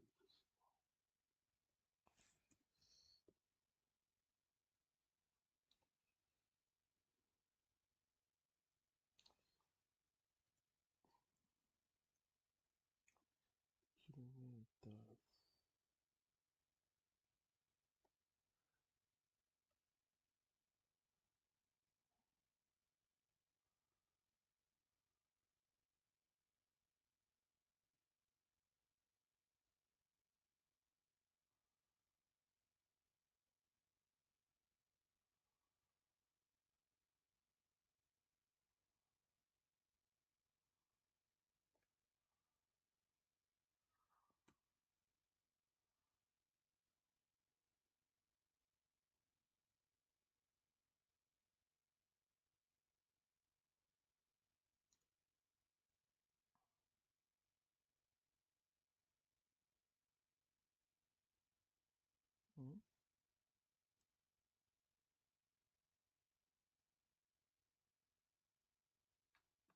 これが邪魔なんだ。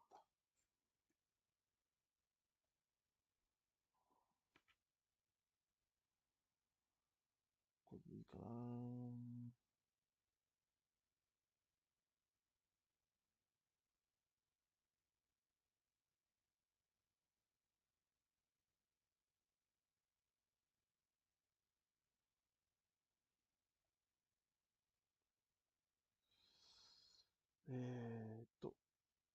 Set that answer.innerHTML equal to h2.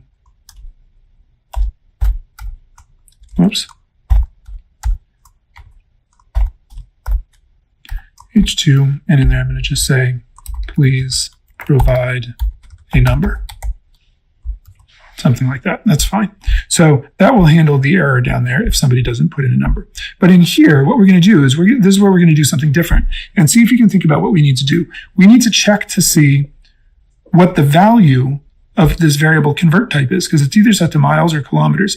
And this is one reason why we set this variables, we initialize this variable out here in the global scope, so we would have access to it down here as well, inside this event listener function here. So we want to be able to have access to that variable there. We need to see what it is, because if it's one, we're going to do one type of conversion. If it's the other, we're going to do another type of conversion. And we'll look at that next.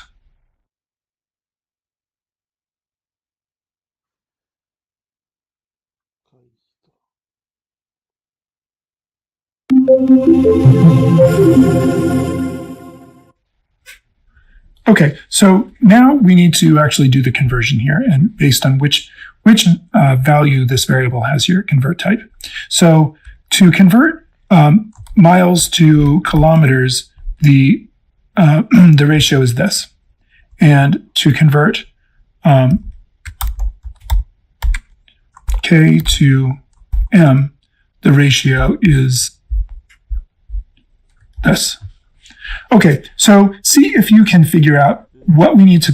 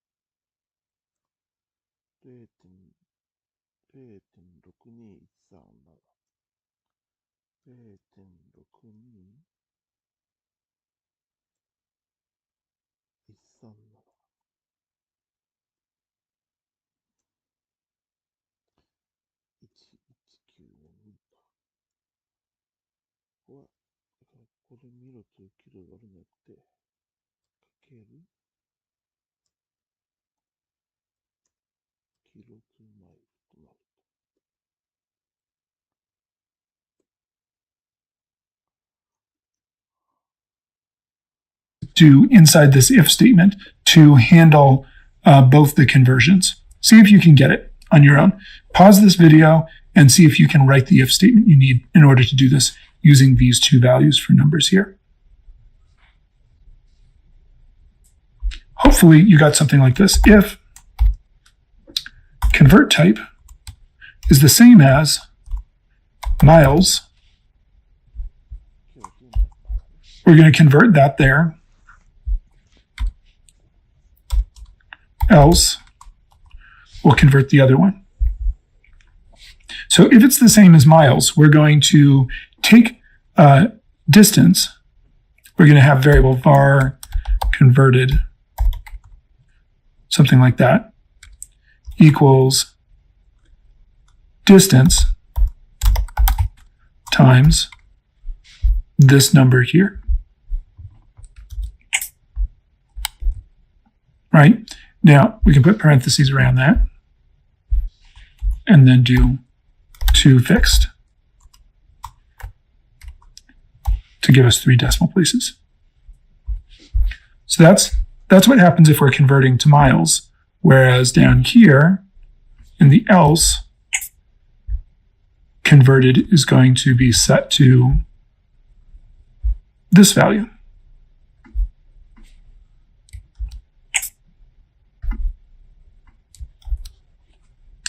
And then we can just set the answer div, right? Answer inner HTML equals, and we're going to use our tick marks, and we're going to say X miles. Okay, so now we're going to put this in here, and first I'm going to actually Y kilometers. But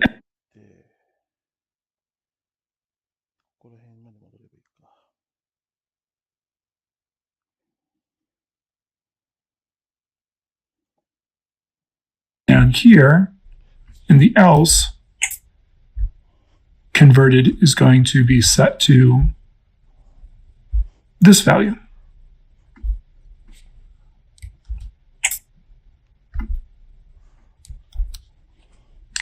And then we can just set the answer div, right? Answer inner HTML equals, and we're going to use our tick marks, and we're going to say X miles converts to Y kilometers.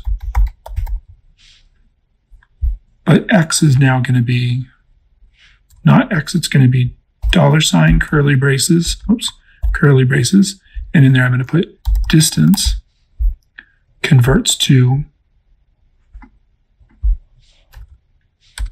$ curly braces converted. There we go. And down here it's going to be the same thing. Answer, copy that, stick that down here, except instead of miles, that's going to say kilometers. Converts to miles. Save that. There we go. So now we're able to convert both miles and kilometers and put the correct answer. Yet if somebody enters in something that's not a number, that will still be handled. And that should work. Let's test it and see. Refresh, miles to kilometers. If I put in 1 mile, that converts to 1.609 kilometers. That's correct. If I press my K key, kilometers to miles, convert, and I get 0.61 miles, and that's correct. You can do 10 and test it, and you'll see that you'll get the correct answers. Press M, convert, and you can see that that's working. So there we go. We have a working distance converter for a more advanced distance converter that will allow us to switch between miles and kilometers for our converting. And over here in our script, the important thing to recognize here is that we're using a variable up here at the top, convert. まあ、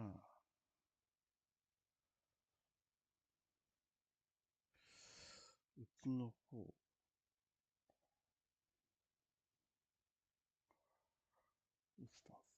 マイルズとコンバイル。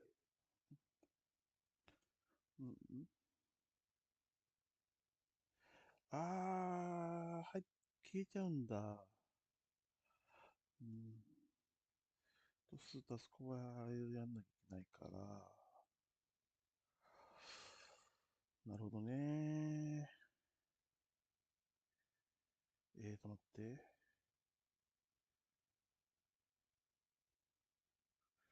このイベントプリベント、これを外す。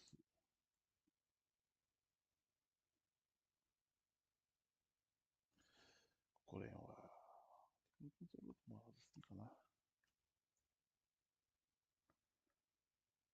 れで、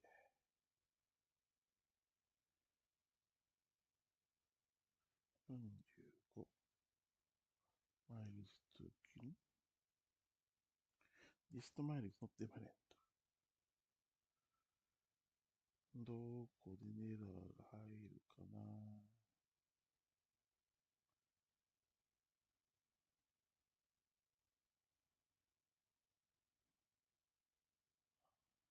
コンスト、リストマイル。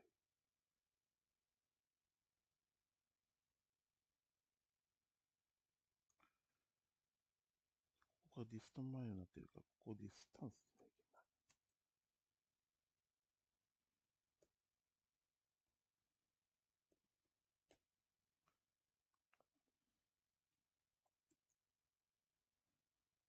これで、40、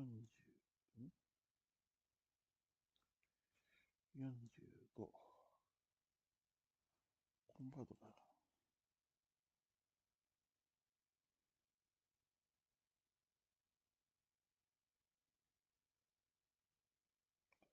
マイル2キロ。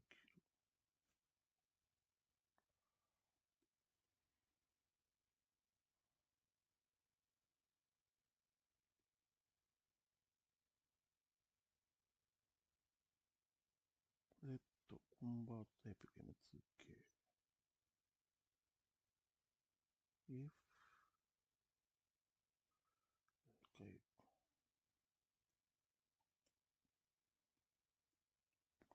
音そうでコンバートタイプ。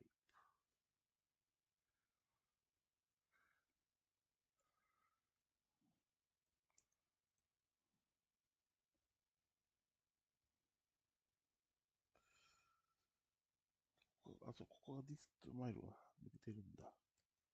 このディスタンスにして、このディストマイルにしてディストまた、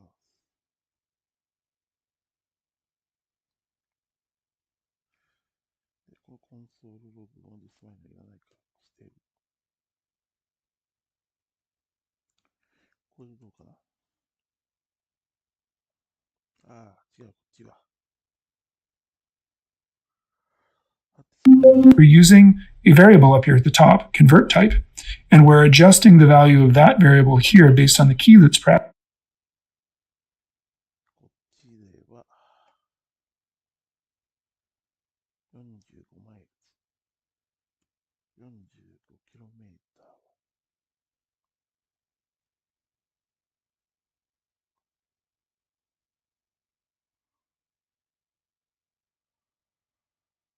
コンソール。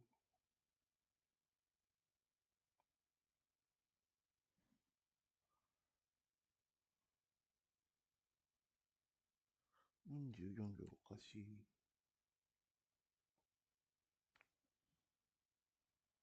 コンスト、K2 マイル、ディストンス、キロメーター、ディストマイルマイル。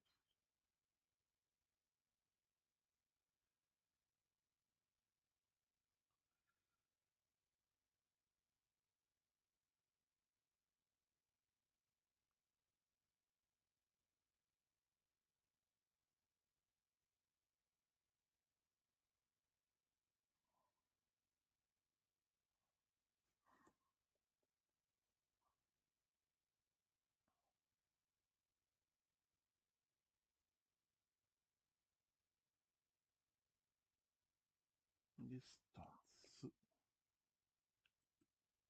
OK。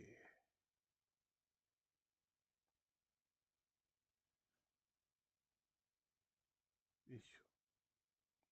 キロメーター、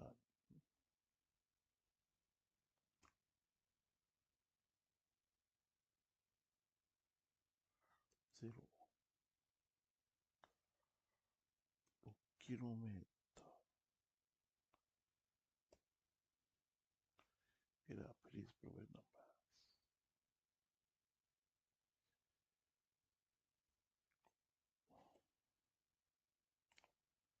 N、K。これに消されたっちゃうのはきついな。うん、外さないと N とかならない。やっぱそこは消した方がいいか。とすると、イベントページ、イベント。これをここにやって、この2つこうすればいいのかな。これで、K、N は4とやって、4マイルは 6.4 す。じゃあ K といけば、よし、OK。いいでしょう。And then based on the value of that variable in this function down here, we're adjusting which one of these we're going to be using based on what the value of that variable is.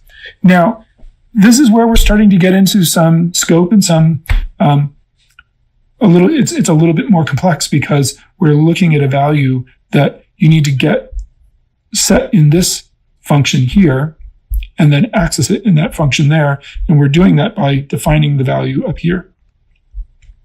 So that's pretty cool. So the last thing you should do with this is put it all into a script file at the top of and link it to at the top of the page instead of having it here in the bottom and use all your best practices for that. ドキュメント、スクリプトに限り出す。This file which page does the concept of between the だけど、今のプログラムで使ったものは、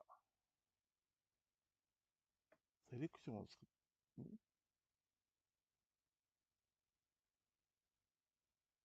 セレクトは使わなかった。イベントオブジェクト。ドムマニプレーション。イベントプロパティ。ループを使う。アノニマスファンクション。セレクションユースで入るってことなのかな。いいのか。はい。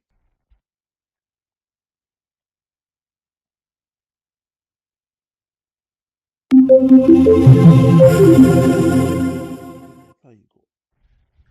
You may not need to watch this video right now, but because you should know how to do this already, but I'm going to do it anyway. I'm going to create a new file here called script.js. And really, you can name the file whatever you want. And on this file, I'm going to add my function here, my function that will run automatically, function with its parentheses and its curly braces, and an extra set of parentheses at the end. This is my automatically invoked function here. And then everything's going to go inside the curly braces. And down here, I'm going to add use strict, that directive, to make sure I don't have any variables being defined in the wrong place. And then I'm going to come in here and just copy all of this script, the whole thing, all the way from the top, all the way down to the bottom. And I'm going to paste it over here. I'm just going to paste it right in there, like that. I need to tab it back one. Shift tab. There we go. Now, for this one, it's more important to do this than for the previous script, partially because there's more code going on here, but also because we actually have some globally defined variables here, and it's possible that you don't want them, that you want these to not get used in the wrong place down there. Answer div, that's great. Did I do the wrong thing down here? I did. It should be answer div. Answer div. Answer div. There we go. Make sure that matches. Okay, so that's putting that should put that into the right place there. Okay, great. So over here in our file here, we can get rid of this stuff, and instead we can link to src equals script.js.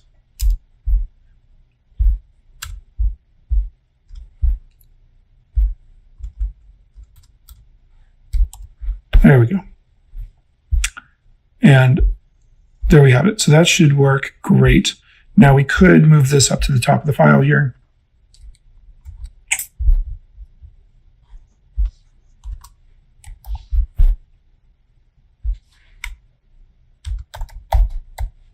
Defer. There we go.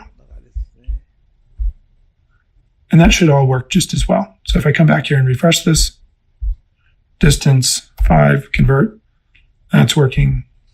10, convert, and that's working.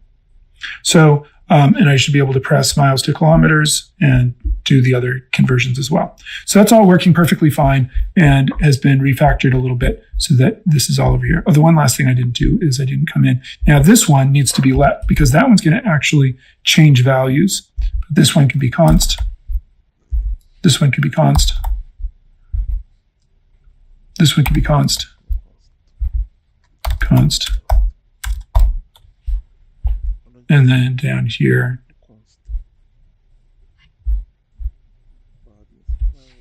const.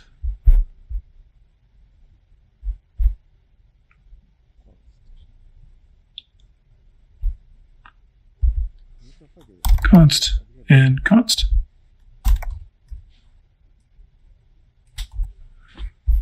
And just test it one more time. Always test to make sure you didn't set the wrong thing, but it should work. 5 miles. Press the M or the K key, test it again, and that's working just great. Okay, great. So we have a great little utility here for converting miles to kilometers and kilometers to miles. Not that you needed something like this, but we have used a lot of the kinds of things that we've learned about in this course so far in terms of capturing some data from a form, being able to manipulate that data, and then change the DOM, change the actual web page based on what the user has done, including capturing key presses, which is pretty neat.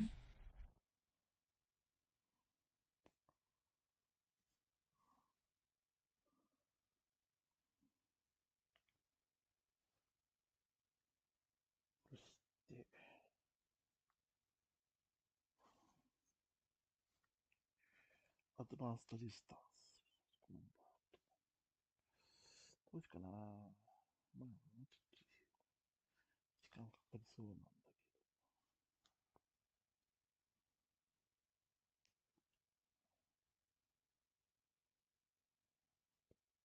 ど。とりあえずグッドって入れとこう。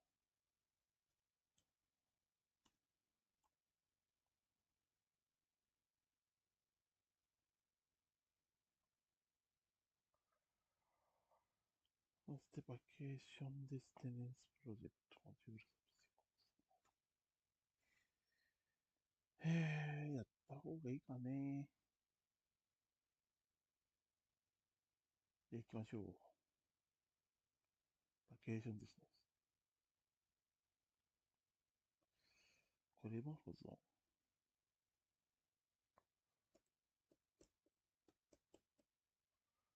で、ダウンロードして、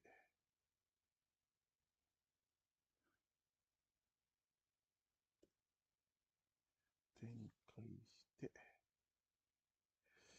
パート1からってことは、あとパート2の方もこうやってやるのかね。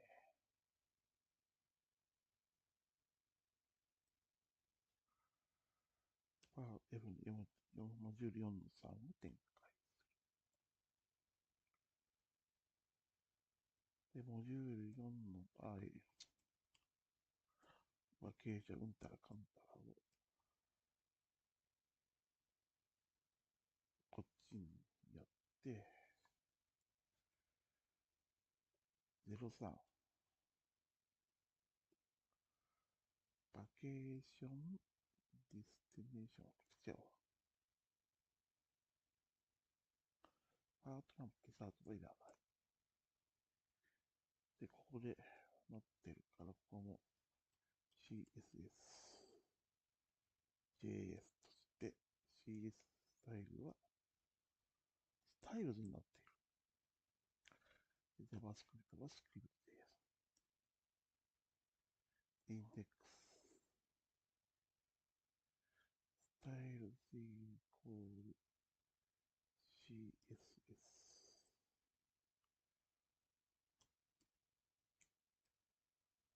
スクリプトは、Our JavaScript になってるけど、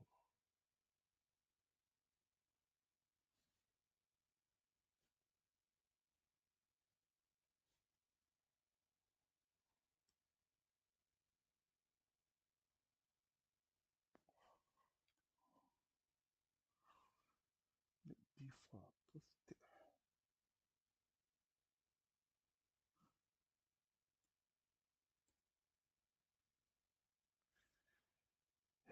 待って、待って、待って、待って、待って、git st、git add、モジュール、プロジェクトかも02。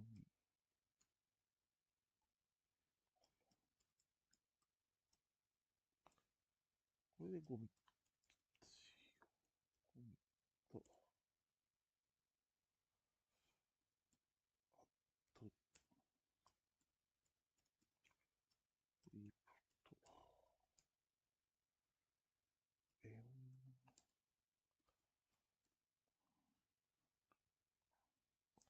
アドバンストコンバーター。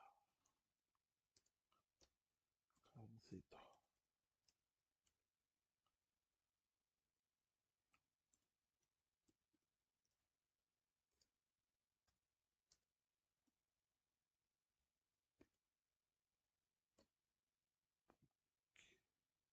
え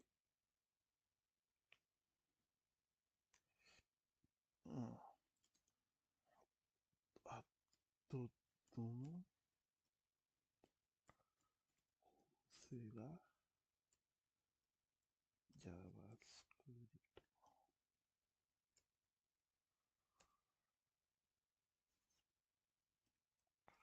関数と、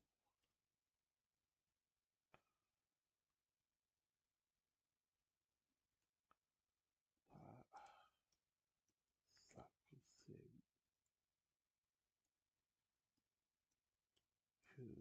と。保存してクリアと。L です。Git と。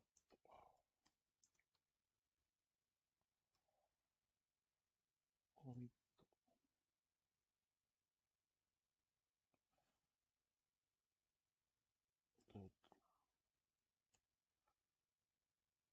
JavaScript。ああ。コーセラ。JavaScript の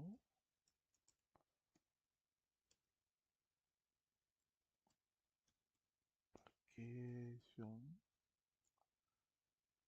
デスティネーション作成開始。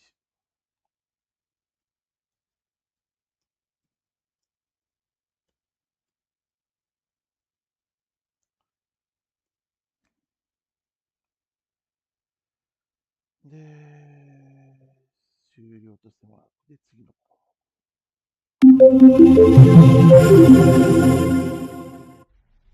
Vacation destination list.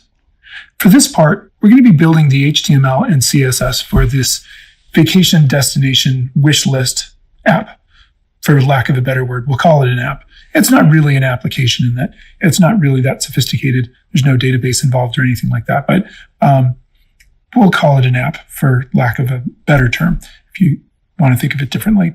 And basically what we'll do here is we'll have a form and you can add a place that you want to go visit or see in the form, and it will add it to your wish list with the picture and everything. So that's pretty cool and pretty fun.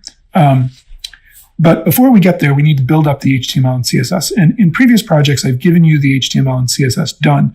But with JavaScript, because it's such a relationship between JavaScript, the HTML, and the CSS, the three of them together, working together to create your interface, it's important to see how the HTML comes together for this project.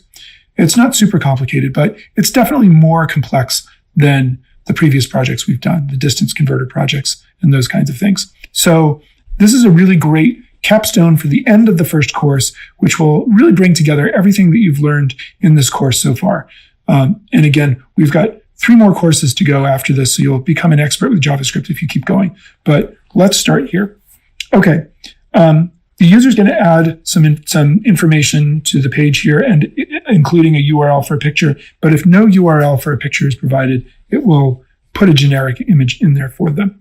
And if we go over and look at the files that we've got, the start files that you're going to start with, you'll notice that we have some images in here, and I have a signpost JPEG that's going to be used as a default image there. If an image is not provided by the user when they add their item to the list. Other than that, the page is fairly simple. We've got a link to the normalized CSS script, which all that does is make sure that different browsers render pretty much the same way. It sort of normalizes the differences between different browsers in the way they render things so that you don't end up with a different looking page in a different browser. Usually it's just minor things like different spacing and stuff like that. But that can be frustrating if you're a designer and you want it to look a certain way and it changes up. Plus we have linked a style sheet, which is currently empty. And we'll be adding some styles in there. And then on the body of our page, we have linked a JavaScript file, which is also empty. And in part 2, we'll actually be building the JavaScript for this project. So that's where we are. Let's see where we need to go first to get this thing started. The first thing we need to do is add a header element.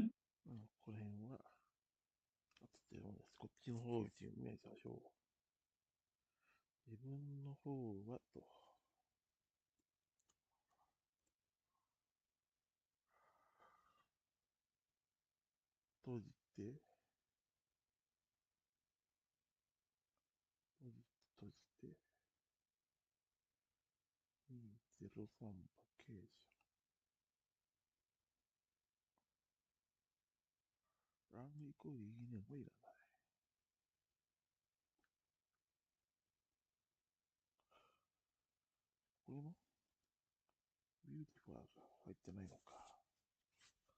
本当それ入れたらいいんだな。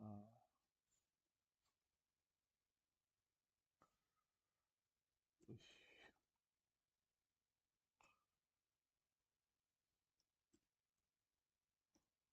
OK。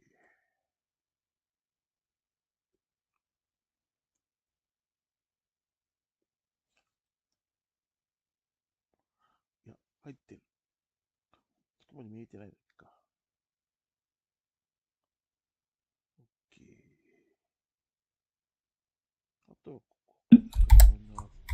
which will open and close. And inside the header element, I'm going to add an H1 heading and a paragraph. And I'm going to paste them in here, but you're going to have to type these.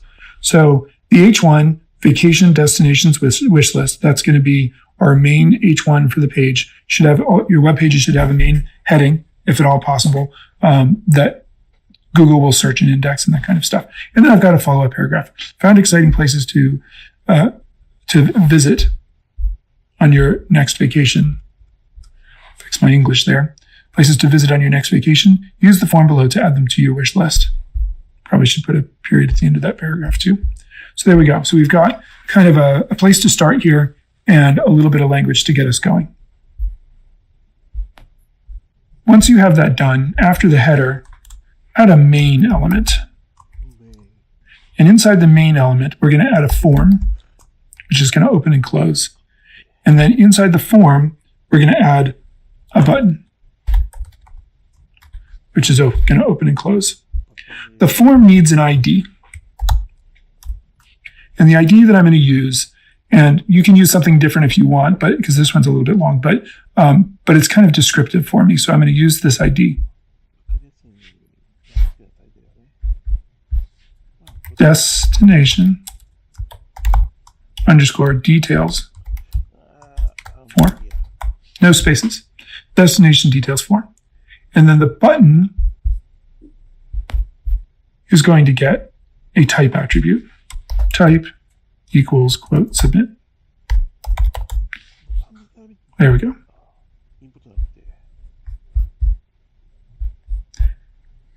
And then we need to add some text to the button, which is going to be add to list, something like that. Add to wish list, something like that. That can be the text that shows up on the button here. Okay, great. We'll stop here and we will pick this up in the next video.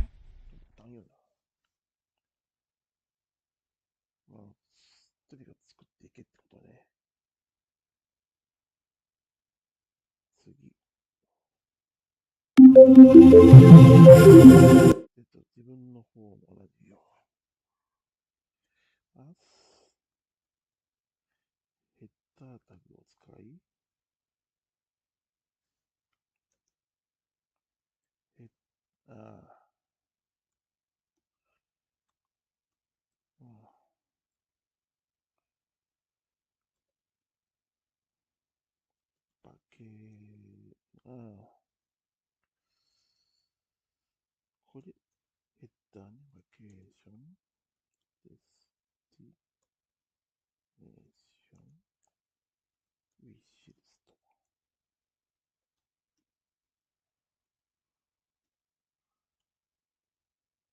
あと、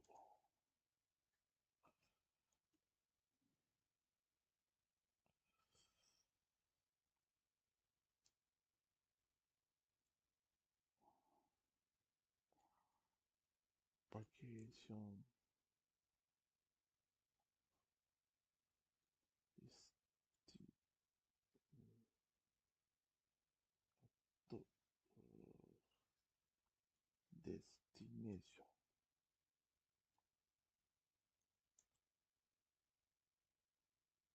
for next vacation.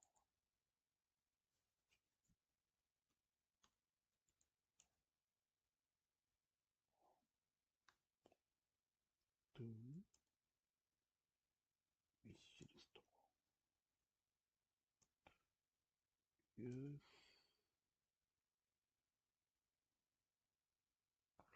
入ってる。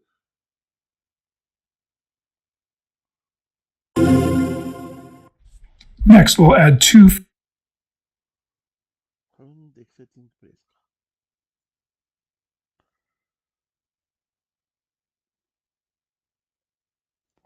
Found exciting place.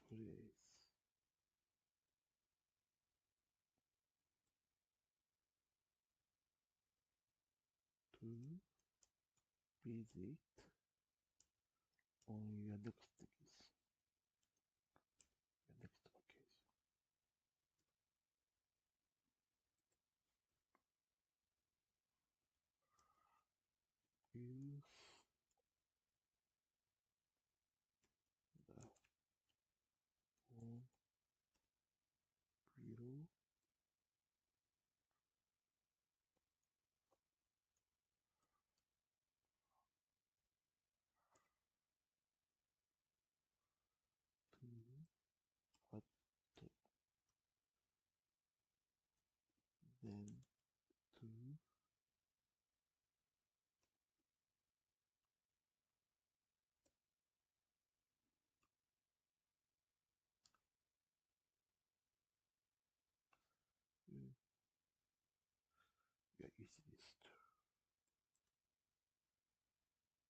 ディじゃなくてメインが入って、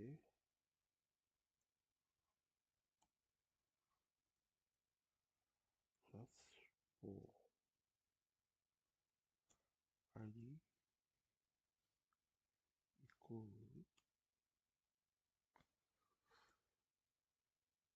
デスティネーションデールを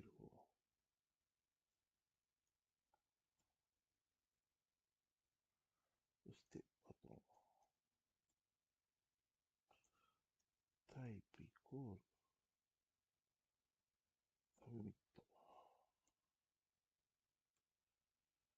でアットリスト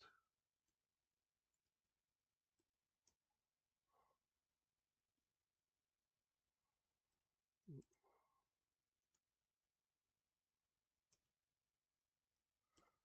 ストスタート。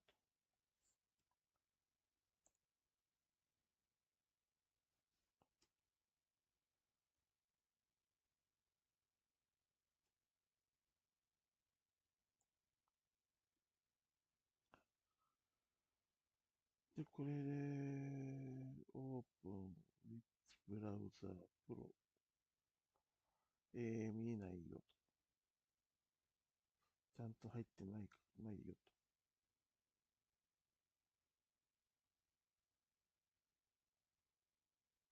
フレームメディアで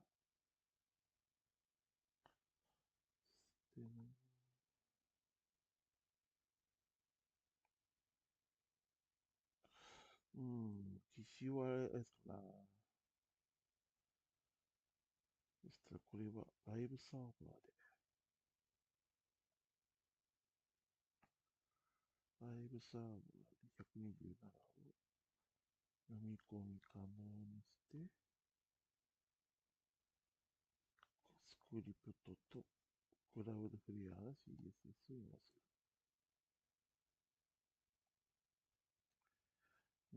ということはスタイルがおかしい。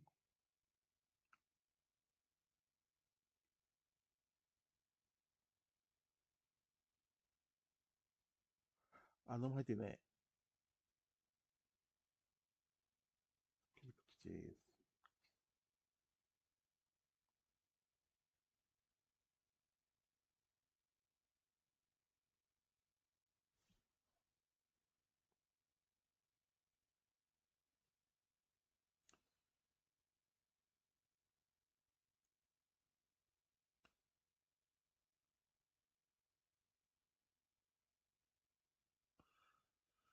なるほど。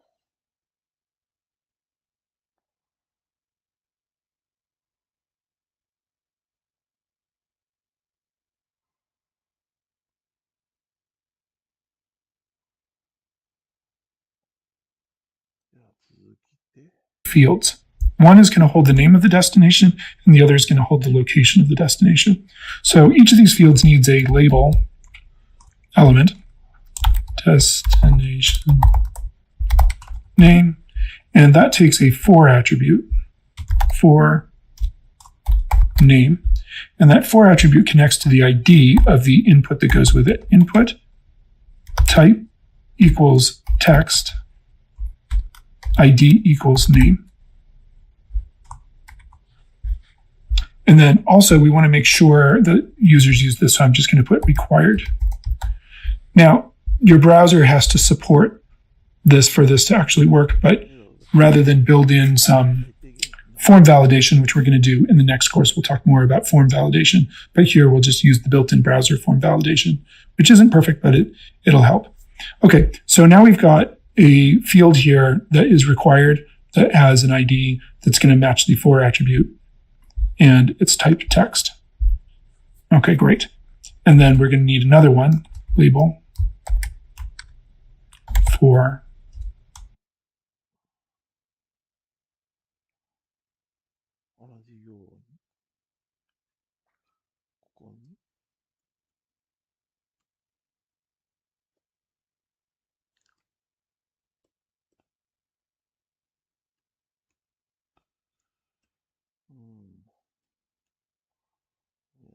ンプットタイプイ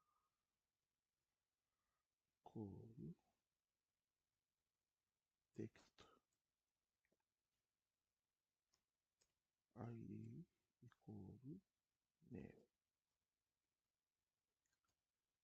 これそしてラベルラベルです。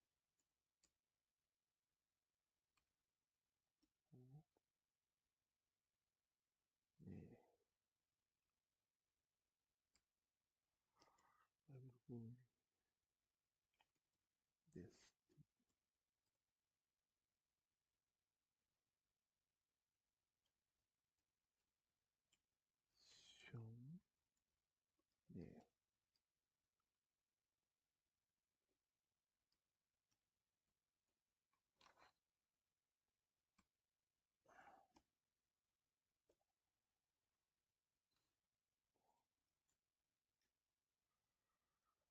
そうして作ったら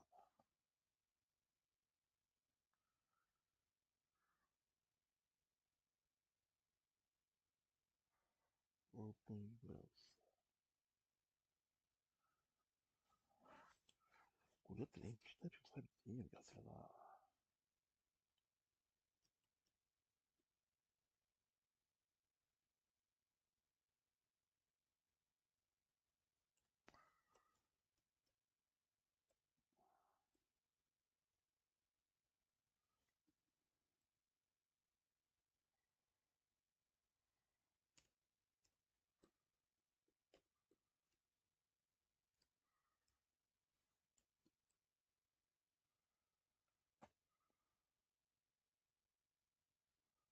そして、あとはとにかく続いてですね。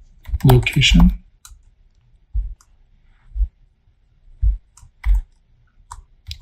location. Maybe I'll do destination location, something like that. And then, of course, we need the input for that. Input type equals text. ID equals location. And required. Just like before. There we go. So we've got those two fields in place. And from there, we can add, we're going to add a couple more fields, I think. Yes, we want two more fields. One for the photo. So I'm going to have a label for photo. And this one is going to be an input type equals URL because we're going to paste in a URL here for a photo that's already online rather than upload a photo or anything like that. That would be much more complicated. But we can just very easily find a photo online of where we want to put it and put that in there. And the ID is going to be set to photo. And this one is not going to be required because we can have a default photo in case we need it. And then the last one we need, label for description. We'll have a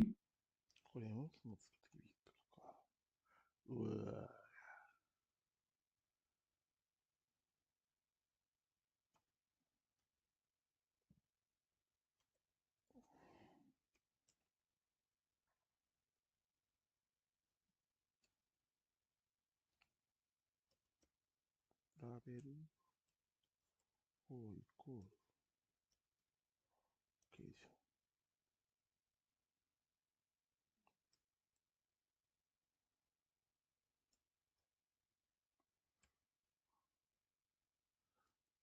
デスティネーションロ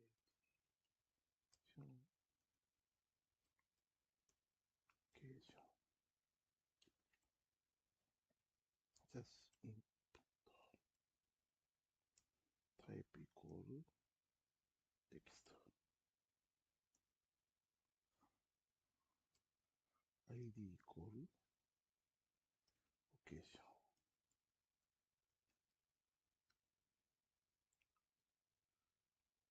これや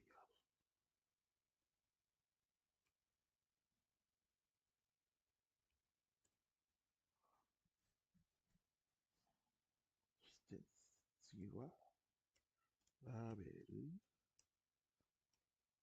をイコール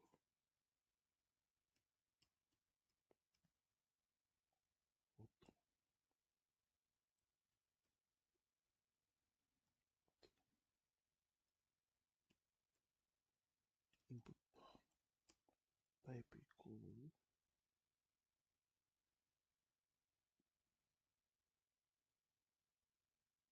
URL ID イコールポット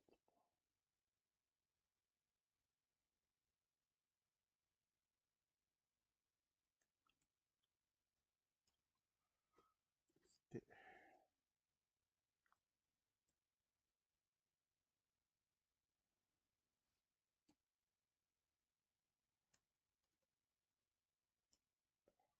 スラッシュラベルをイコールデスクリプション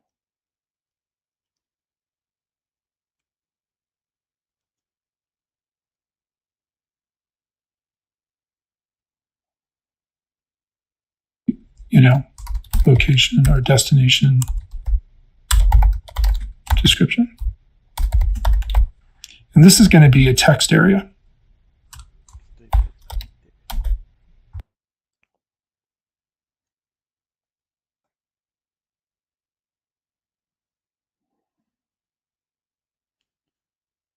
ということでデスクリプション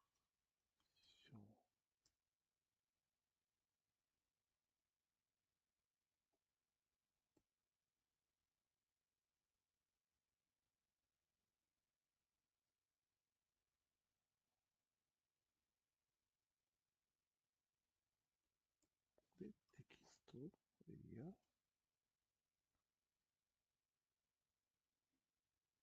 ネームイコールデスク ID イコールション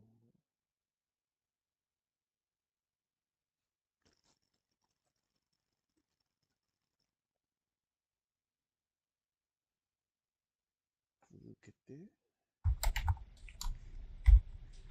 like so. It needs to have an ID set to description to match the for attribute. And there we go. Our form is basically built. The only thing that would be kind of nice is if we had some placeholder text in these fields. So we can add a placeholder attribute and set this one to provide a name for the destination. Down here, we'll do a placeholder. Where is this destination located? For the photo, we can do one there as well.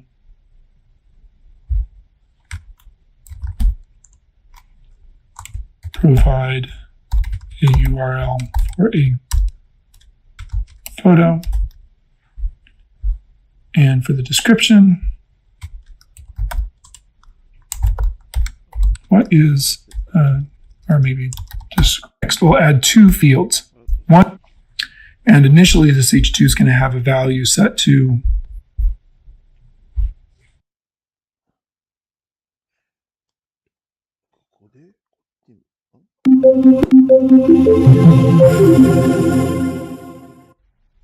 vacation destination list. For this part, we're going to be building the HTML and CSS for this vacation destination wish list app. For lack of a better word, we'll call it an app. It's not really an application in that it's not really that sophisticated. For no spaces. Destination. And then we need to add some text to the button, which is going to be add up here and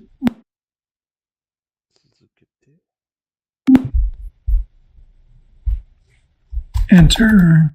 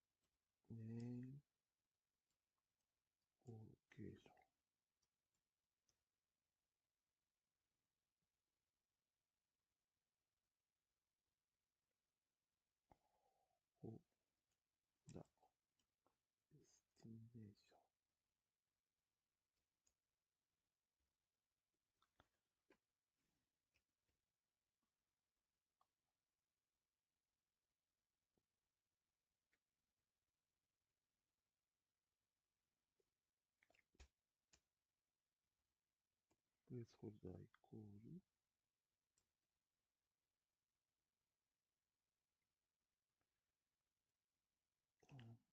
is destinationプ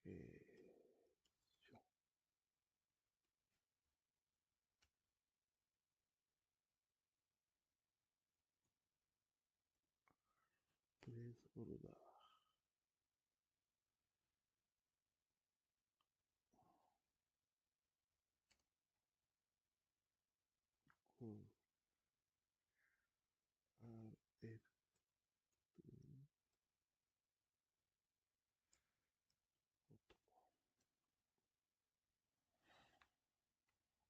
RF プレイスホルダー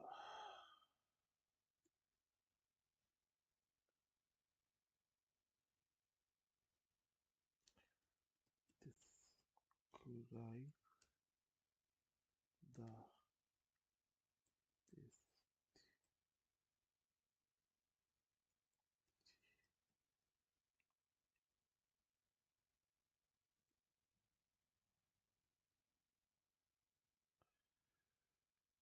これでいいかな。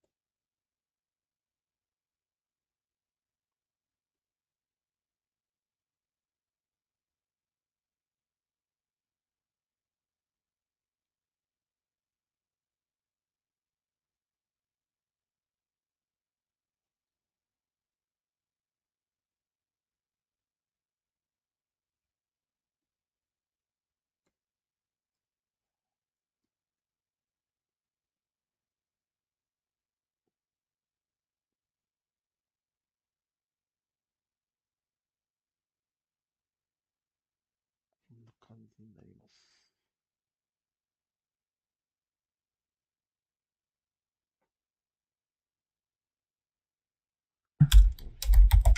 Destination details. So that's giving us some instructions there. And then after that, we're going to have just a div that's going to be a container for this thing. And it's going to で、追加したら、セクションつけよう。あ、いや、アーティクルか。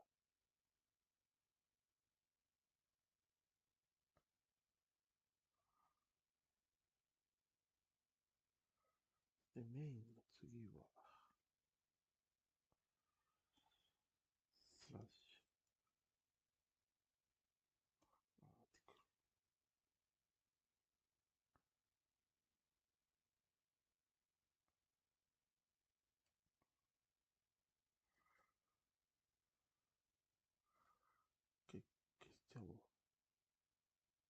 to get an ID. Destinations.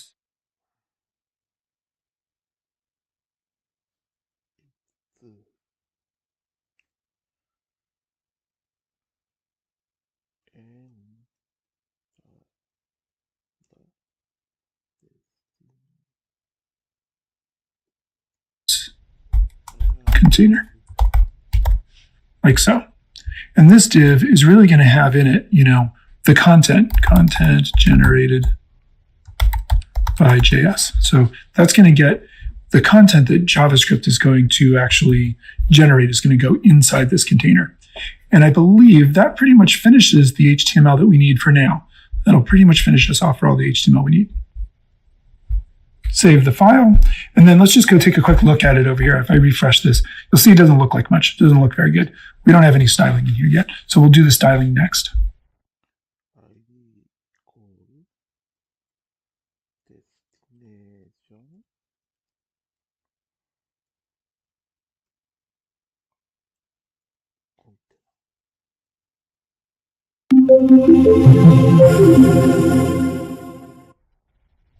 We have the HTML in place, and now we're ready to start styling the page and making it look a little bit better.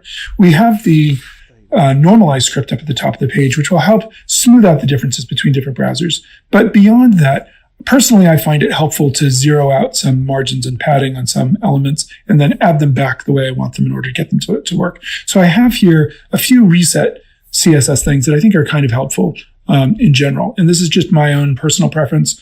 You could leave these out if you wanted to, but generally I think they help with sort of zeroing out some of the base styles that most browsers display by default. So I'm going to go ahead and add these in. And over here, I'm going to add on my style sheet here a rule for H1, H2, H3, H4, UL, LI, and paragraphs. I don't know what's going on with that. There we go. Oh, I'm putting this on the script page. Styles. H1, H2, H3, H4, UL, LI, and paragraphs. Margin, 0, padding, 0. That just kind of gets rid of the margin and padding of those elements. It's also helpful to say IMG, max width, 100%.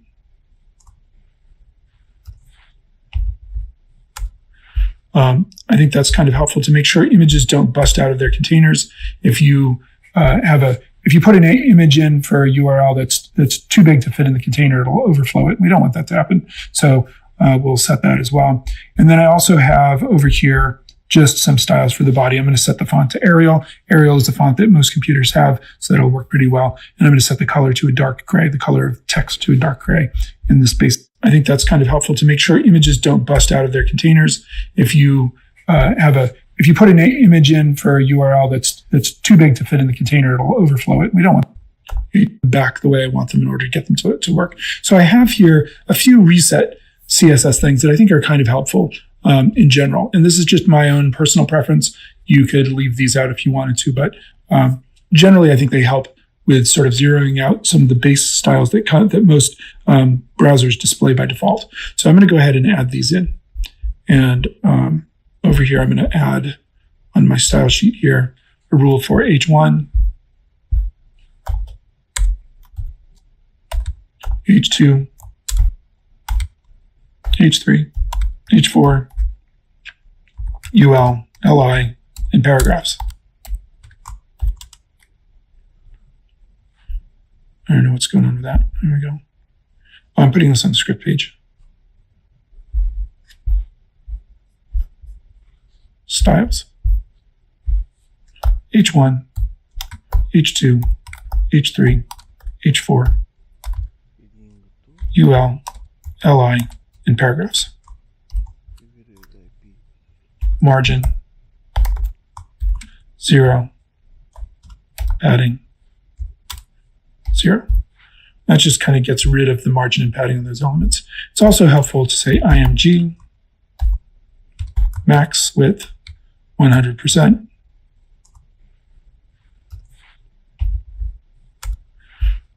I think that's kind of helpful to make sure images don't bust out of their containers. If you put an image in for a URL that's too big to fit in the container, it'll overflow it. We don't want that to happen. So we'll set that as well.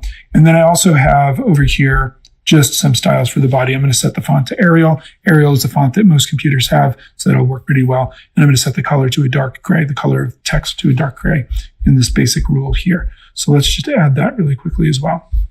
So I'm going to have body,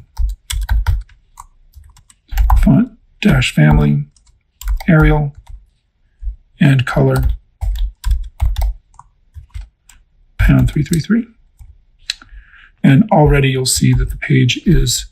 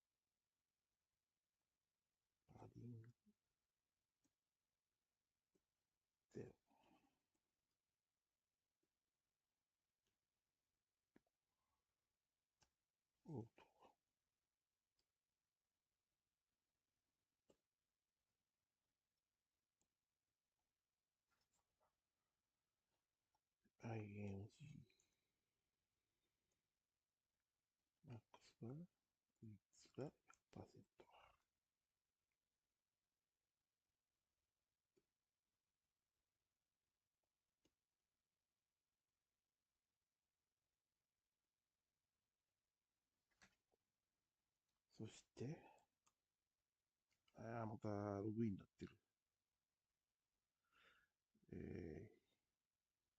ボディ。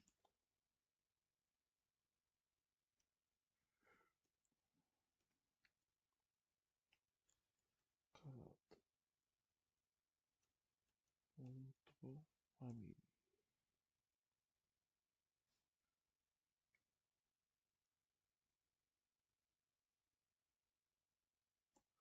これいいでしょう。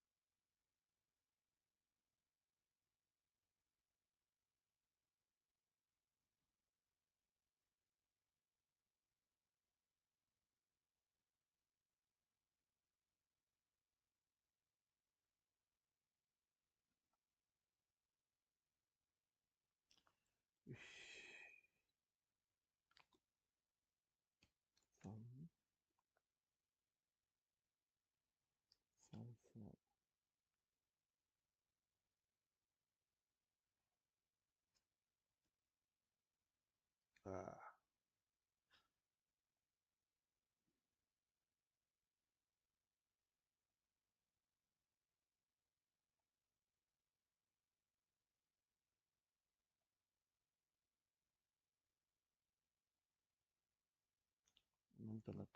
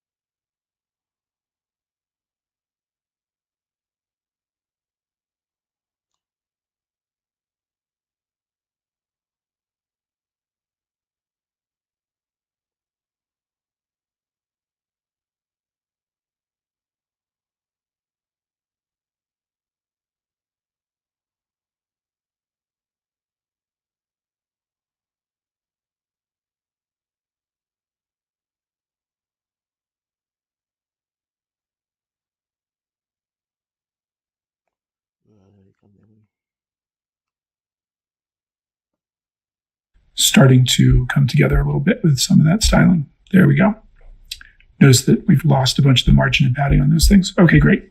Next, we're going to style up the header and the main content to kind of get them to look the way we want them to look.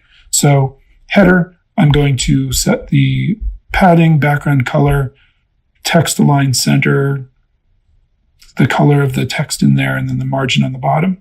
So let's go ahead and do that. Header, padding, 50 px, background color, I'm using this cornflower blue.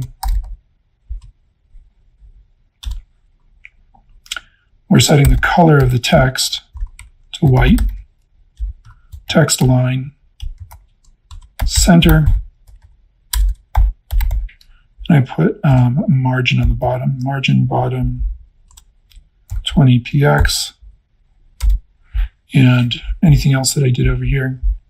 Yeah, that's all good. All right, good. And then for main, we're going to have a max width of 800 pixels, padding 20 pixels, margin auto, that will center it on the page, display flex, that will make the two items in there.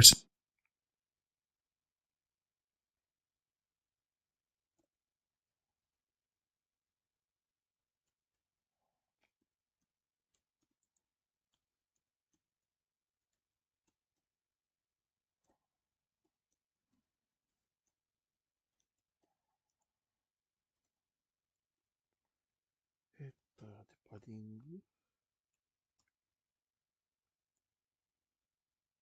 50px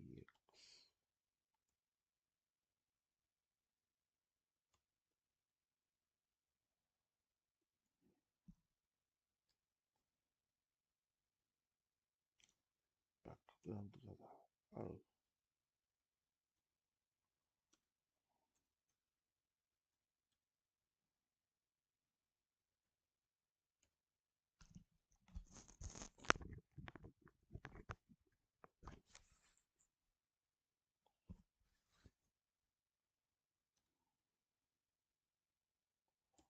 コーンフラワーブルー。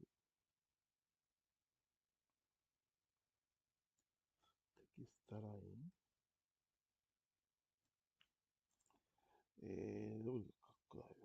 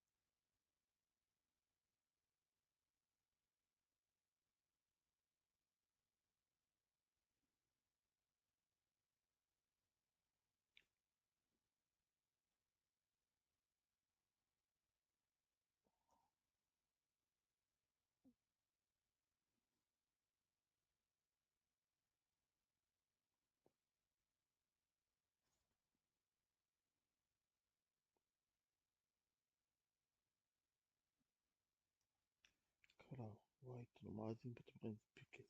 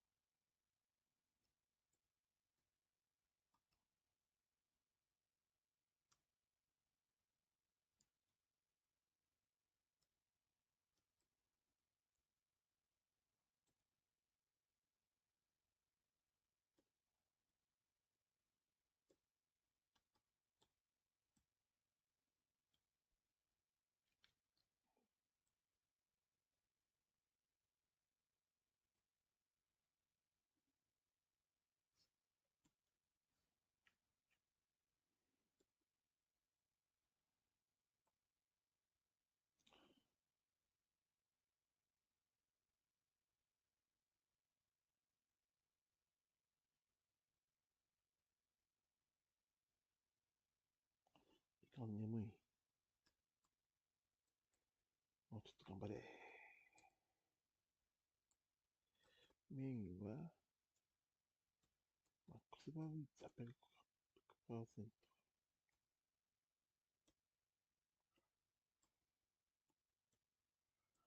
テキスト、そうするとマージン0とかな、パディング2%。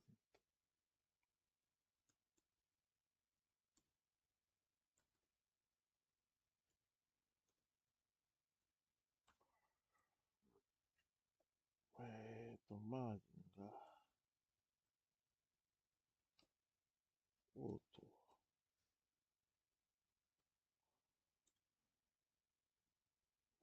ディスプレイがフレックスになったな。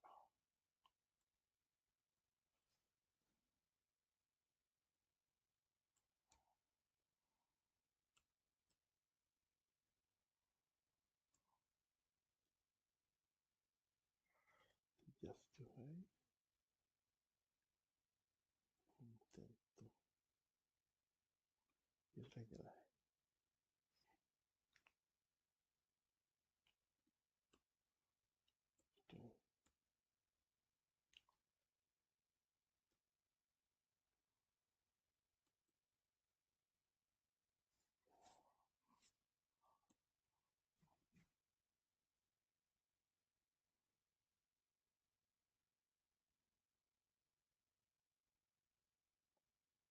これでバケーションリストか。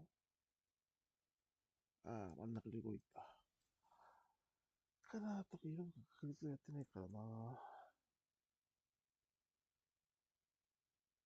Sit next to each other and justify content space between. And then we'll set sort of percentage width or specific width for those two items that are going to sit next to each other on the page there. So let's go ahead and add that in.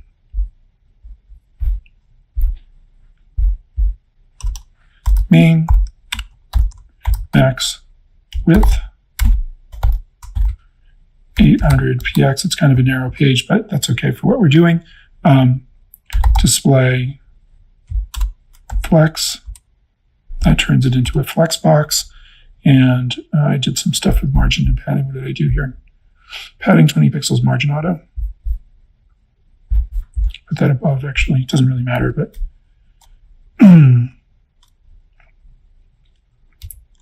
padding 20 px, margin auto.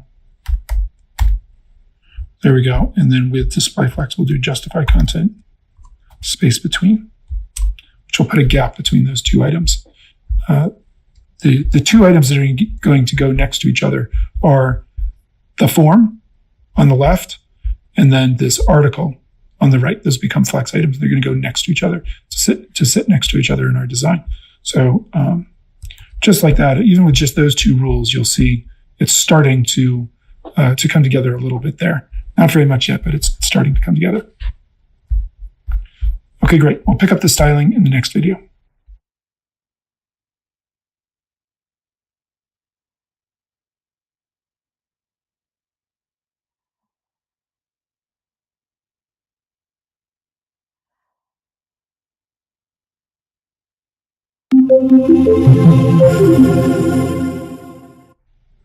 Okay, so next we're going to set the width of the form and the article, respectively. We'll add some margin back in the bottom of these elements so that they start to look a little bit better. And then the title is going to get text aligned to the center. So we'll be able to do all of that here. So let's go ahead and add that into our style sheet here. Main.form. We'll target the form itself. Width 40%. Setting it up a little bit to be responsive, but not entirely. Main article is going to be width 45%. So that adds up to 85%, which means that 15% will be left to be the gap between those two to create a little bit of a gutter between these two columns here. So we got that in, and then we can just put the margin on the bottom of these elements.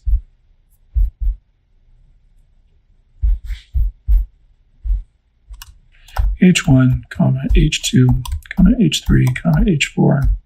If we have all of those, I think we might. Margin, dash bottom, 1M. You might be wondering, well, it seems kind of silly to take the margin out up above and then put it back in down below, but I found that I get a lot more control over the look of my pages and the visual spacing between things if these elements only have margin on the bottom and not margin on top and bottom, which is what they get by default in most browsers. Okay, so if we save that and check it over here, you can see it's starting to come together a little bit more. But the last thing I was going to do is center that title over there. So we've got pound title, text align, center. There we go. Let's see what else we need to do for styling. Got that going, so that's centered over there now. That's great. And then now we can, now we're just going to do a little bit with forms. And with forms, you can spend a lot of time designing forms and styling them. We're just going to do a little bit right now. What you should notice to begin with is that by default, form elements are inline or phrasing elements, and they'll go next to each other. And we don't really like that. We want it to kind of stack. So if you set them to display block and then work with them, they're a little bit easier to work with. Okay, so let's go ahead and add these rules in here. For the label, we're going to tell that to display block and put a little bit of margin on the bottom. Margin bottom 1.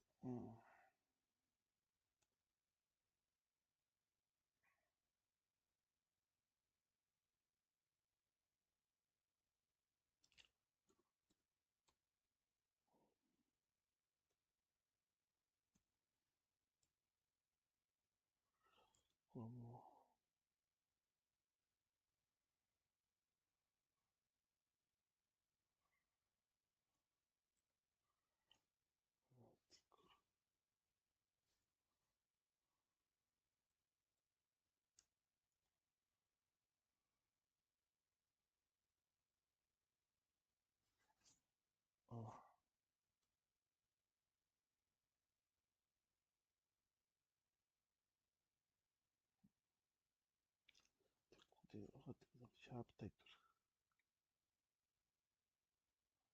タイトルは中央に。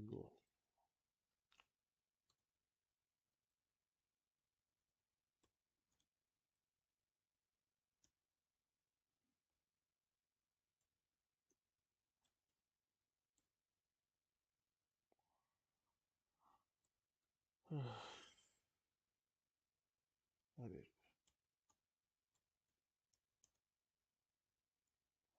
ディスプレイ。ブロック。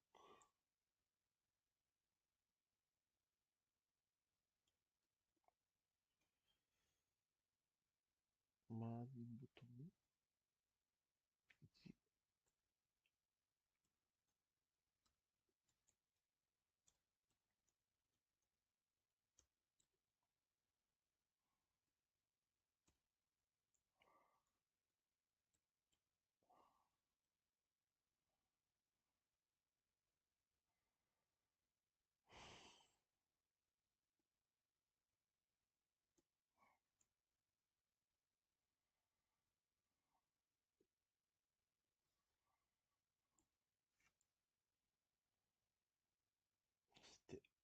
And M is fine.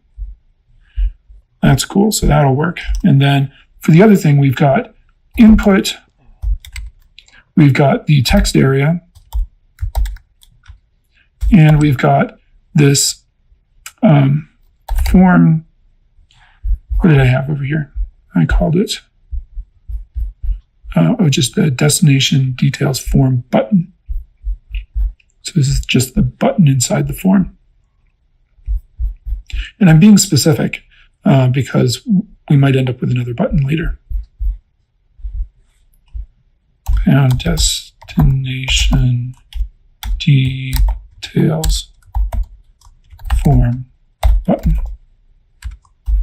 So that button, that specific button that's in over here. So that's this form, destination details form, and then this button down here. So I didn't put an ID on it.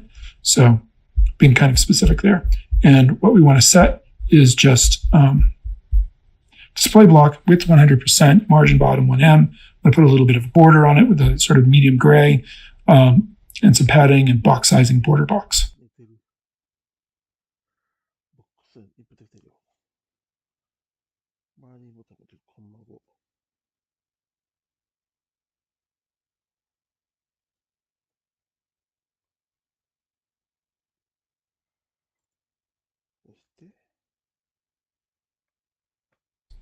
So let's do that. Display block. That will make each one take its own line. What was it again now? I picked the wrong one. Width 100%, margin bottom 1M.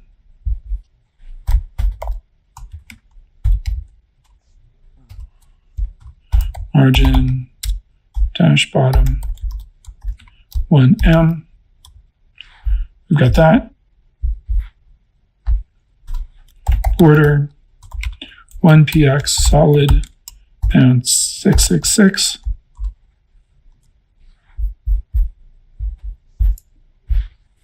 Padding 10px. Box sizing border box.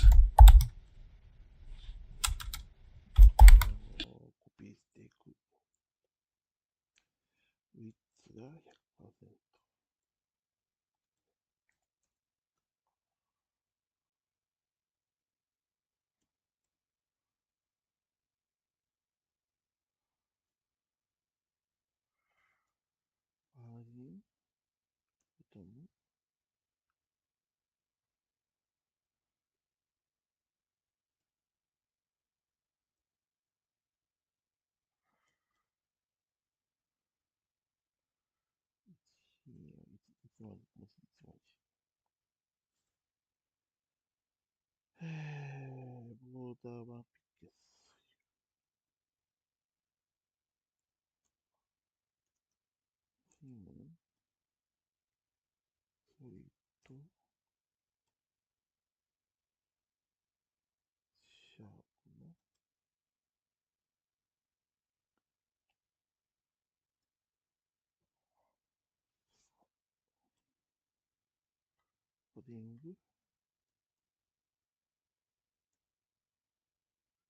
Coding 10px.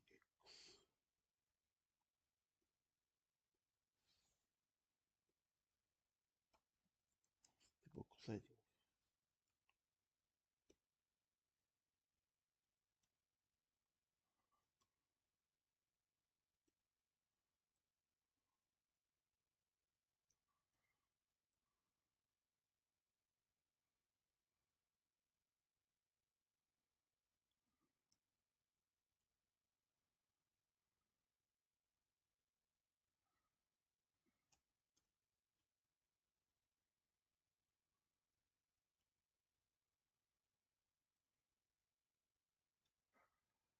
いうだ。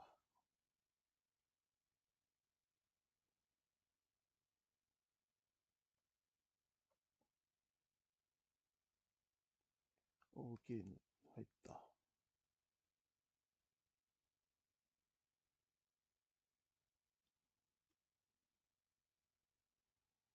マージンゼロオートのところをマージンオートにして、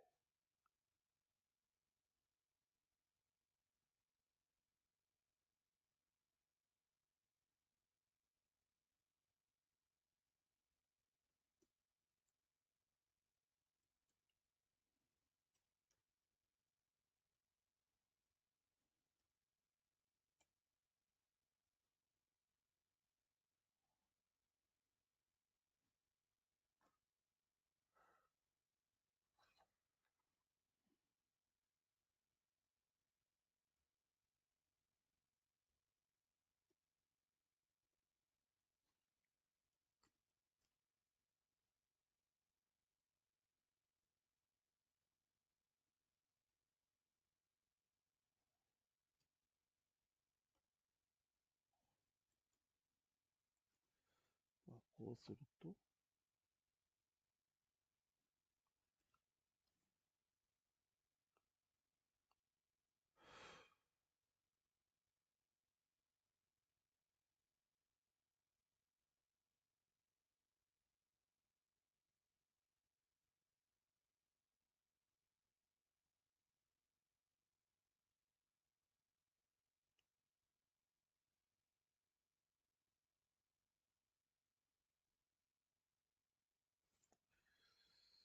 さて、そして、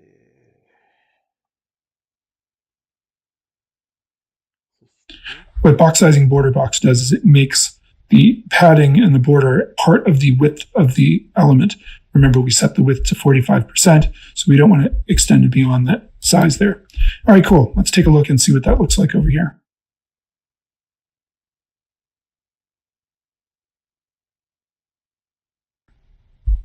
Oh, that's looking much better, much cleaner. We will finish up the HTML in the next video.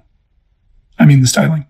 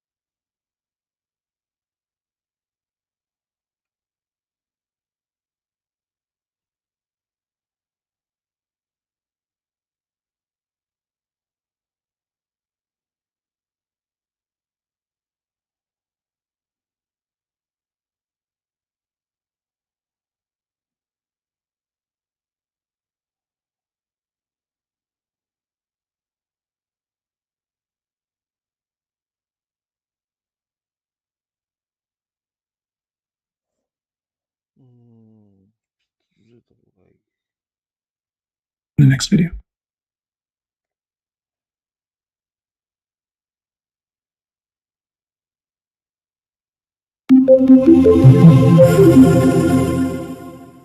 we're going to add cards dynamically using JavaScript, but we want to know what they're going to look like. So the best way to do this is to add one manually, add a card that would get added by JavaScript with all the correct HTML, style that so we know what it's supposed to look like, and then remove that card. So that's what we'll do next.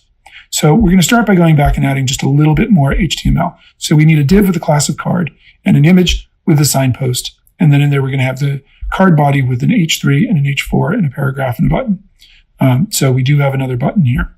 Okay, so let's go in and add this into our HTML over here. It's going to go down here inside this generated content by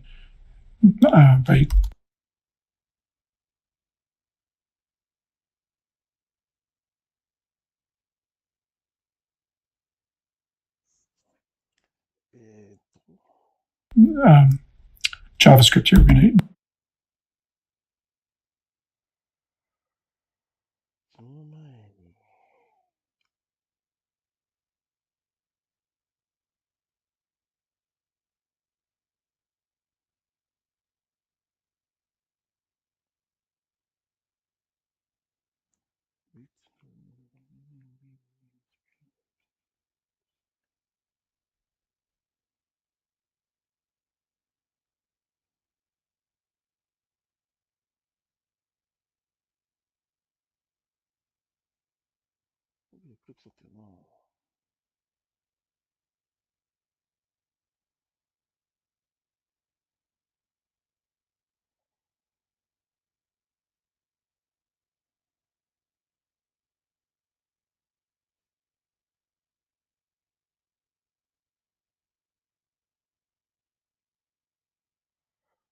そうだよね。このメインおかしいんだ。これ入ってるんだから、ここが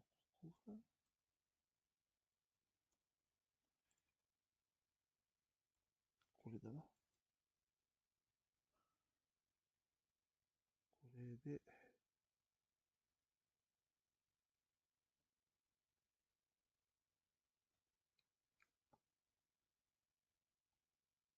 次にどうする？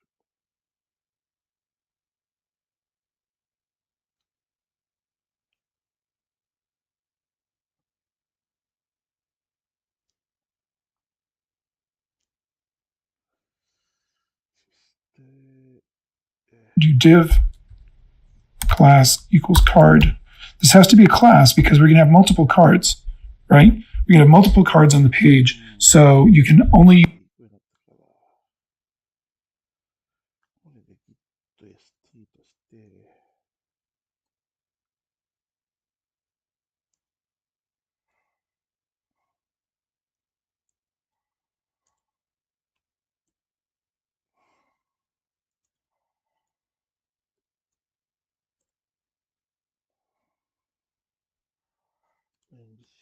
NCOU コーセラ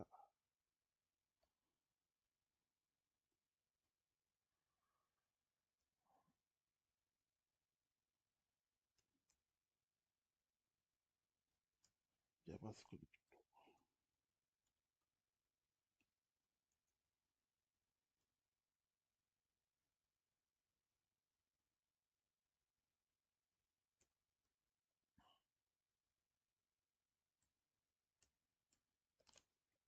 サイトにカーティ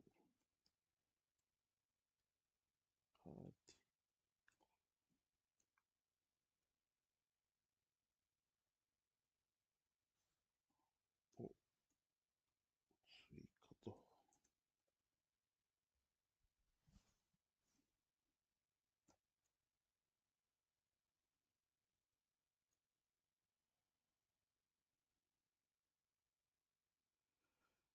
use an ID once, so that has to be a class. カードに追加。Then let's add an image. Images, signpost. I'm not going to put an alt tag on it at the moment. So we've got that image, and then we've got sort of the card body coming next. Div class card dash body. I don't know why that is slightly misaligned. That's right. Maybe it's this one. It's slightly misaligned. There we go. Div class card body. And then inside the card body, we're going to add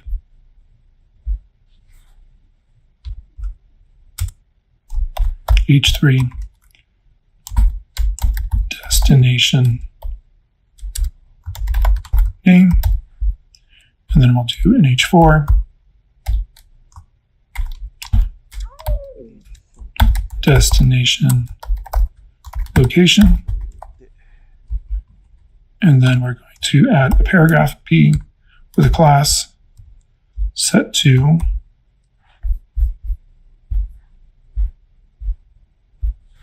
card text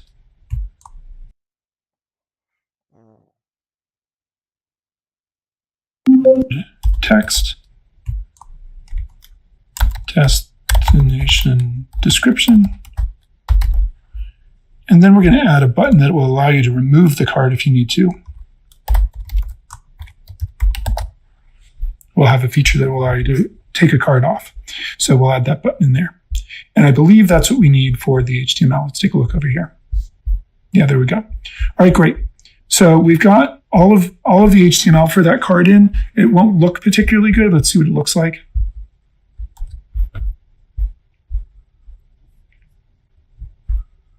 Doesn't look terrible, but it looks okay. But we might want to do a little.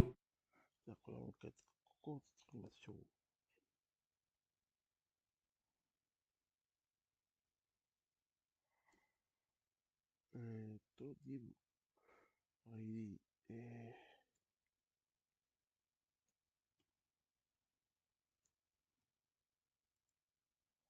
こうか。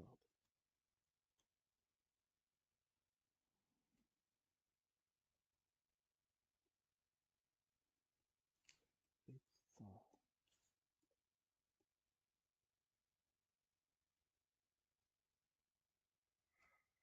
ロケーションネーム。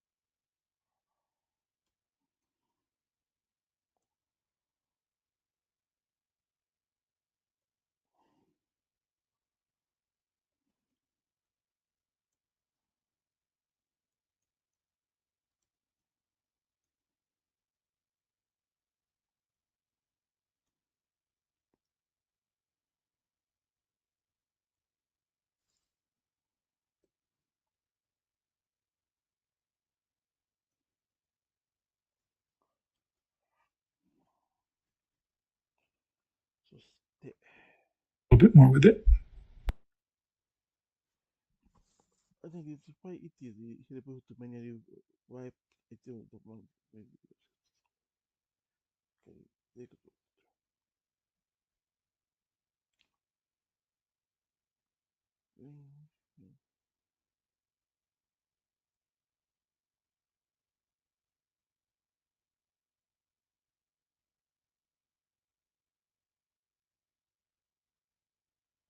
こうかな。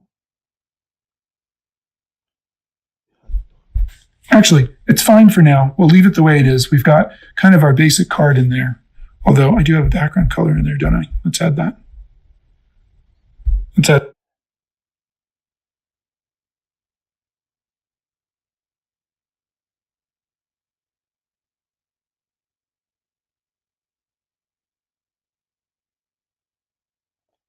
これが、どんどんだ。Of our basic card in there.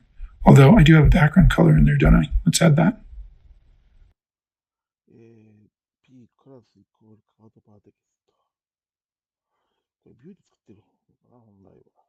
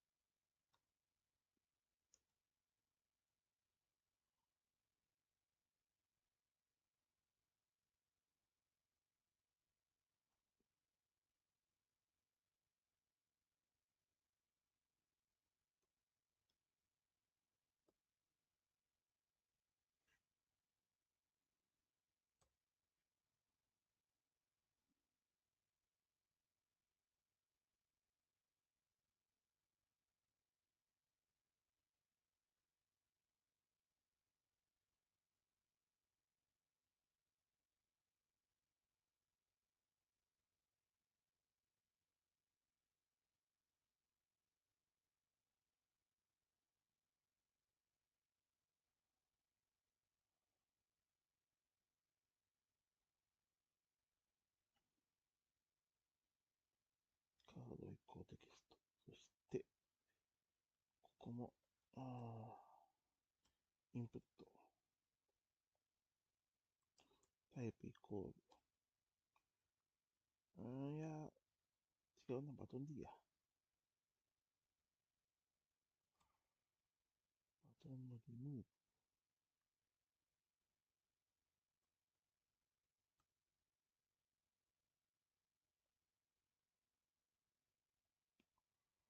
そして ID の後に ING。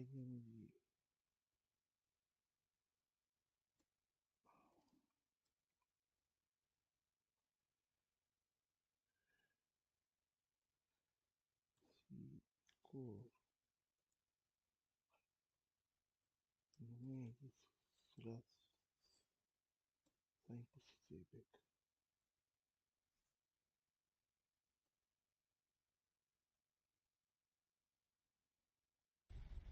Let's add one last rule down here for the card. I'm going to just give it a little bit of. カードが出てくる。それはいいとして、まずは。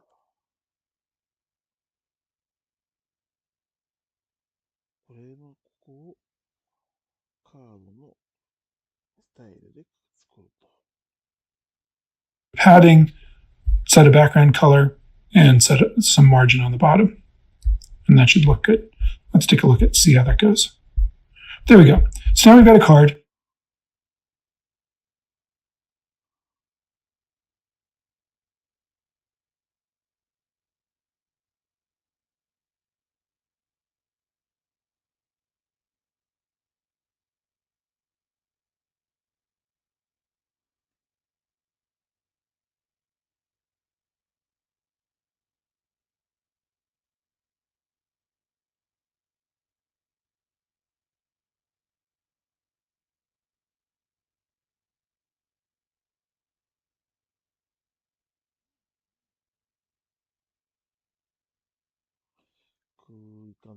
That's looking good.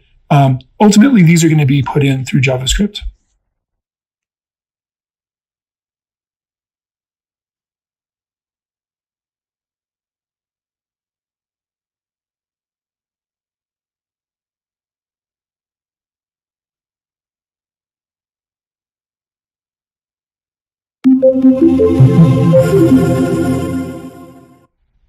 The HTML and CSS is in place now, and we have now HTML and we can start thinking about how this little application is going to work.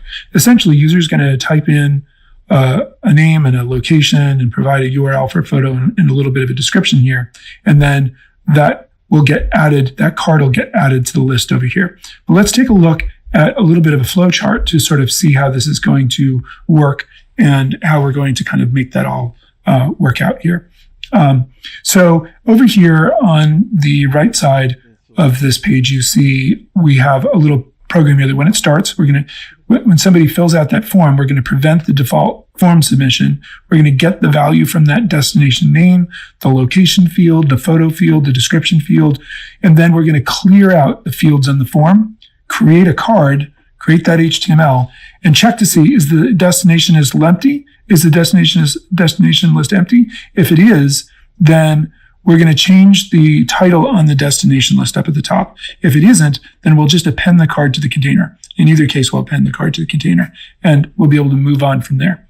Okay, so that's going to be the basic strategy for how we add stuff to the page. So the first time we add something to the page, this title is going to get changed, but otherwise it's not. So that's the only thing that's kind of going on there that's interesting. These are going to be little helper functions. Clear out the fields, and then we're going to have a helper function that's going to create the actual card. So those are the next functions we need to look at here. The creating the card looks like a really long function, but it's very sequential. And basically, we're just going to create a div and set the class to card, create an image tag, set the alt attribute on the image tag, and then if the photo is provided, we're going to set that source to whatever the URL is. If it isn't, we'll use the default photo, and then assign that image to the image element on the DOM that we just created. And then we'll create a div element. So basically, we're creating the elements manually or having JavaScript create them to create these elements here. we're creating all of this HTML here. For each card, we're going to create that information, and then we're going to stick it on the card. And that's what's going on here. And you'll notice down here, we've got another helper function here for deleting the card. So if somebody clicks that remove button, then we need to be able to handle that as well. So let's take a look at that really quickly. So we've got a function here for going through the form fields and emptying out the form fields.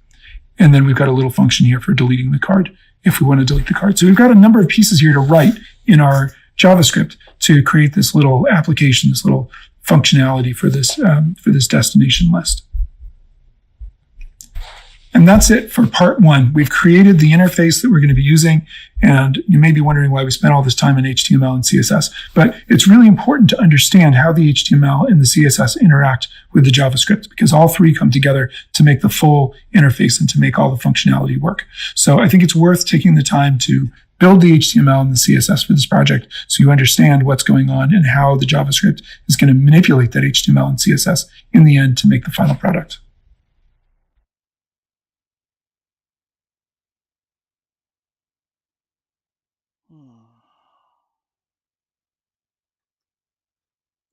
何がグッとけるかね、グッとそこ。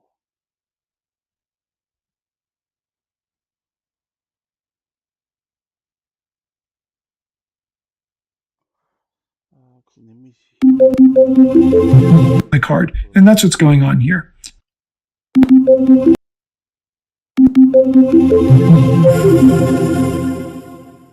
And then inside the card body, card will have a feature that will allow you to.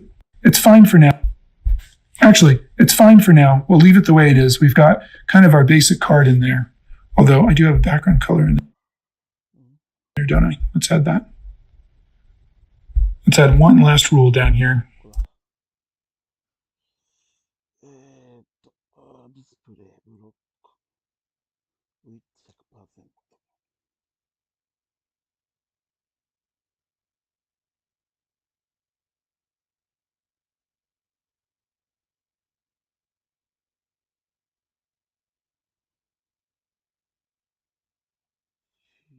CSS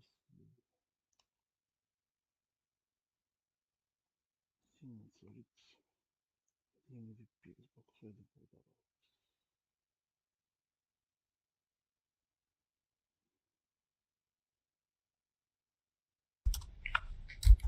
For theカード。そして、ドットカードは、ワーク、ワーカー、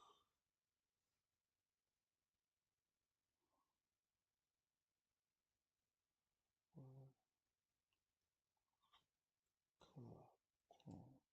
シャープ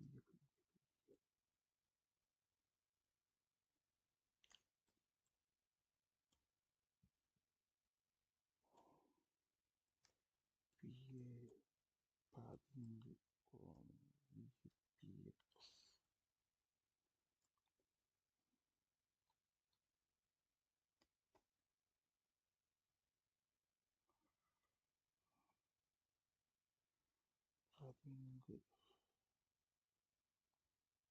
パーディングマージンバー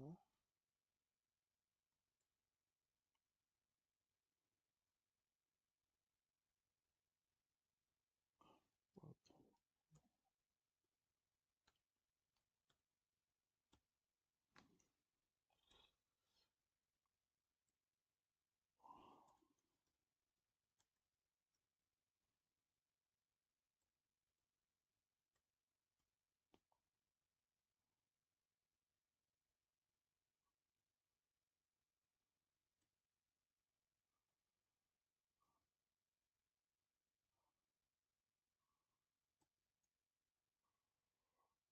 こうやってカードのスタイルを決めれば、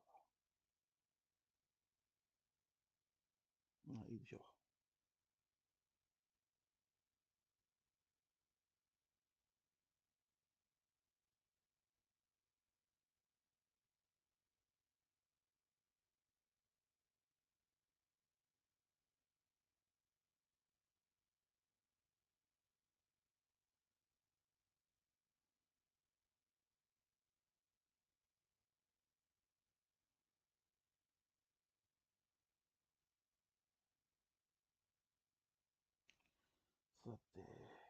これでいいのかな。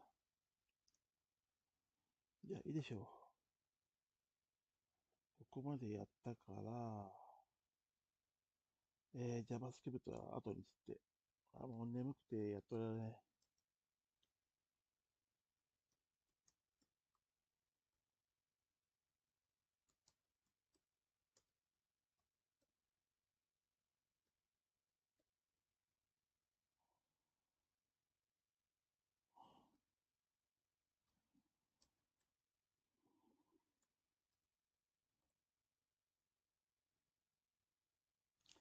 ペンとか、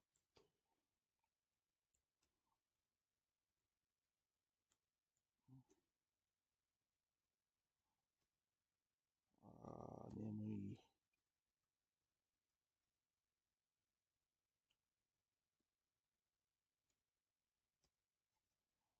JavaScript。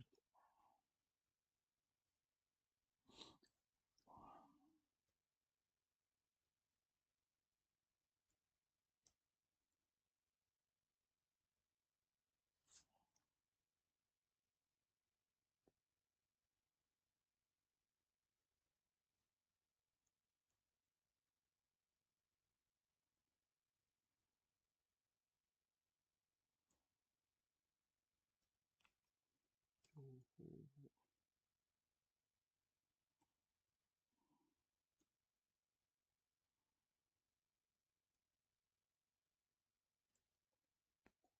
登録情報用。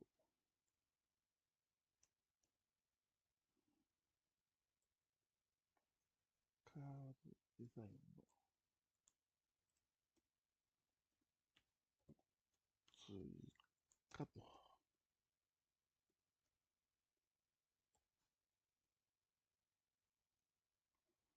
これいっか。これで3週目、あと4週目。プロンプト。あとは4週目。モジュールテスト。コースサマリーと。いいでしょう。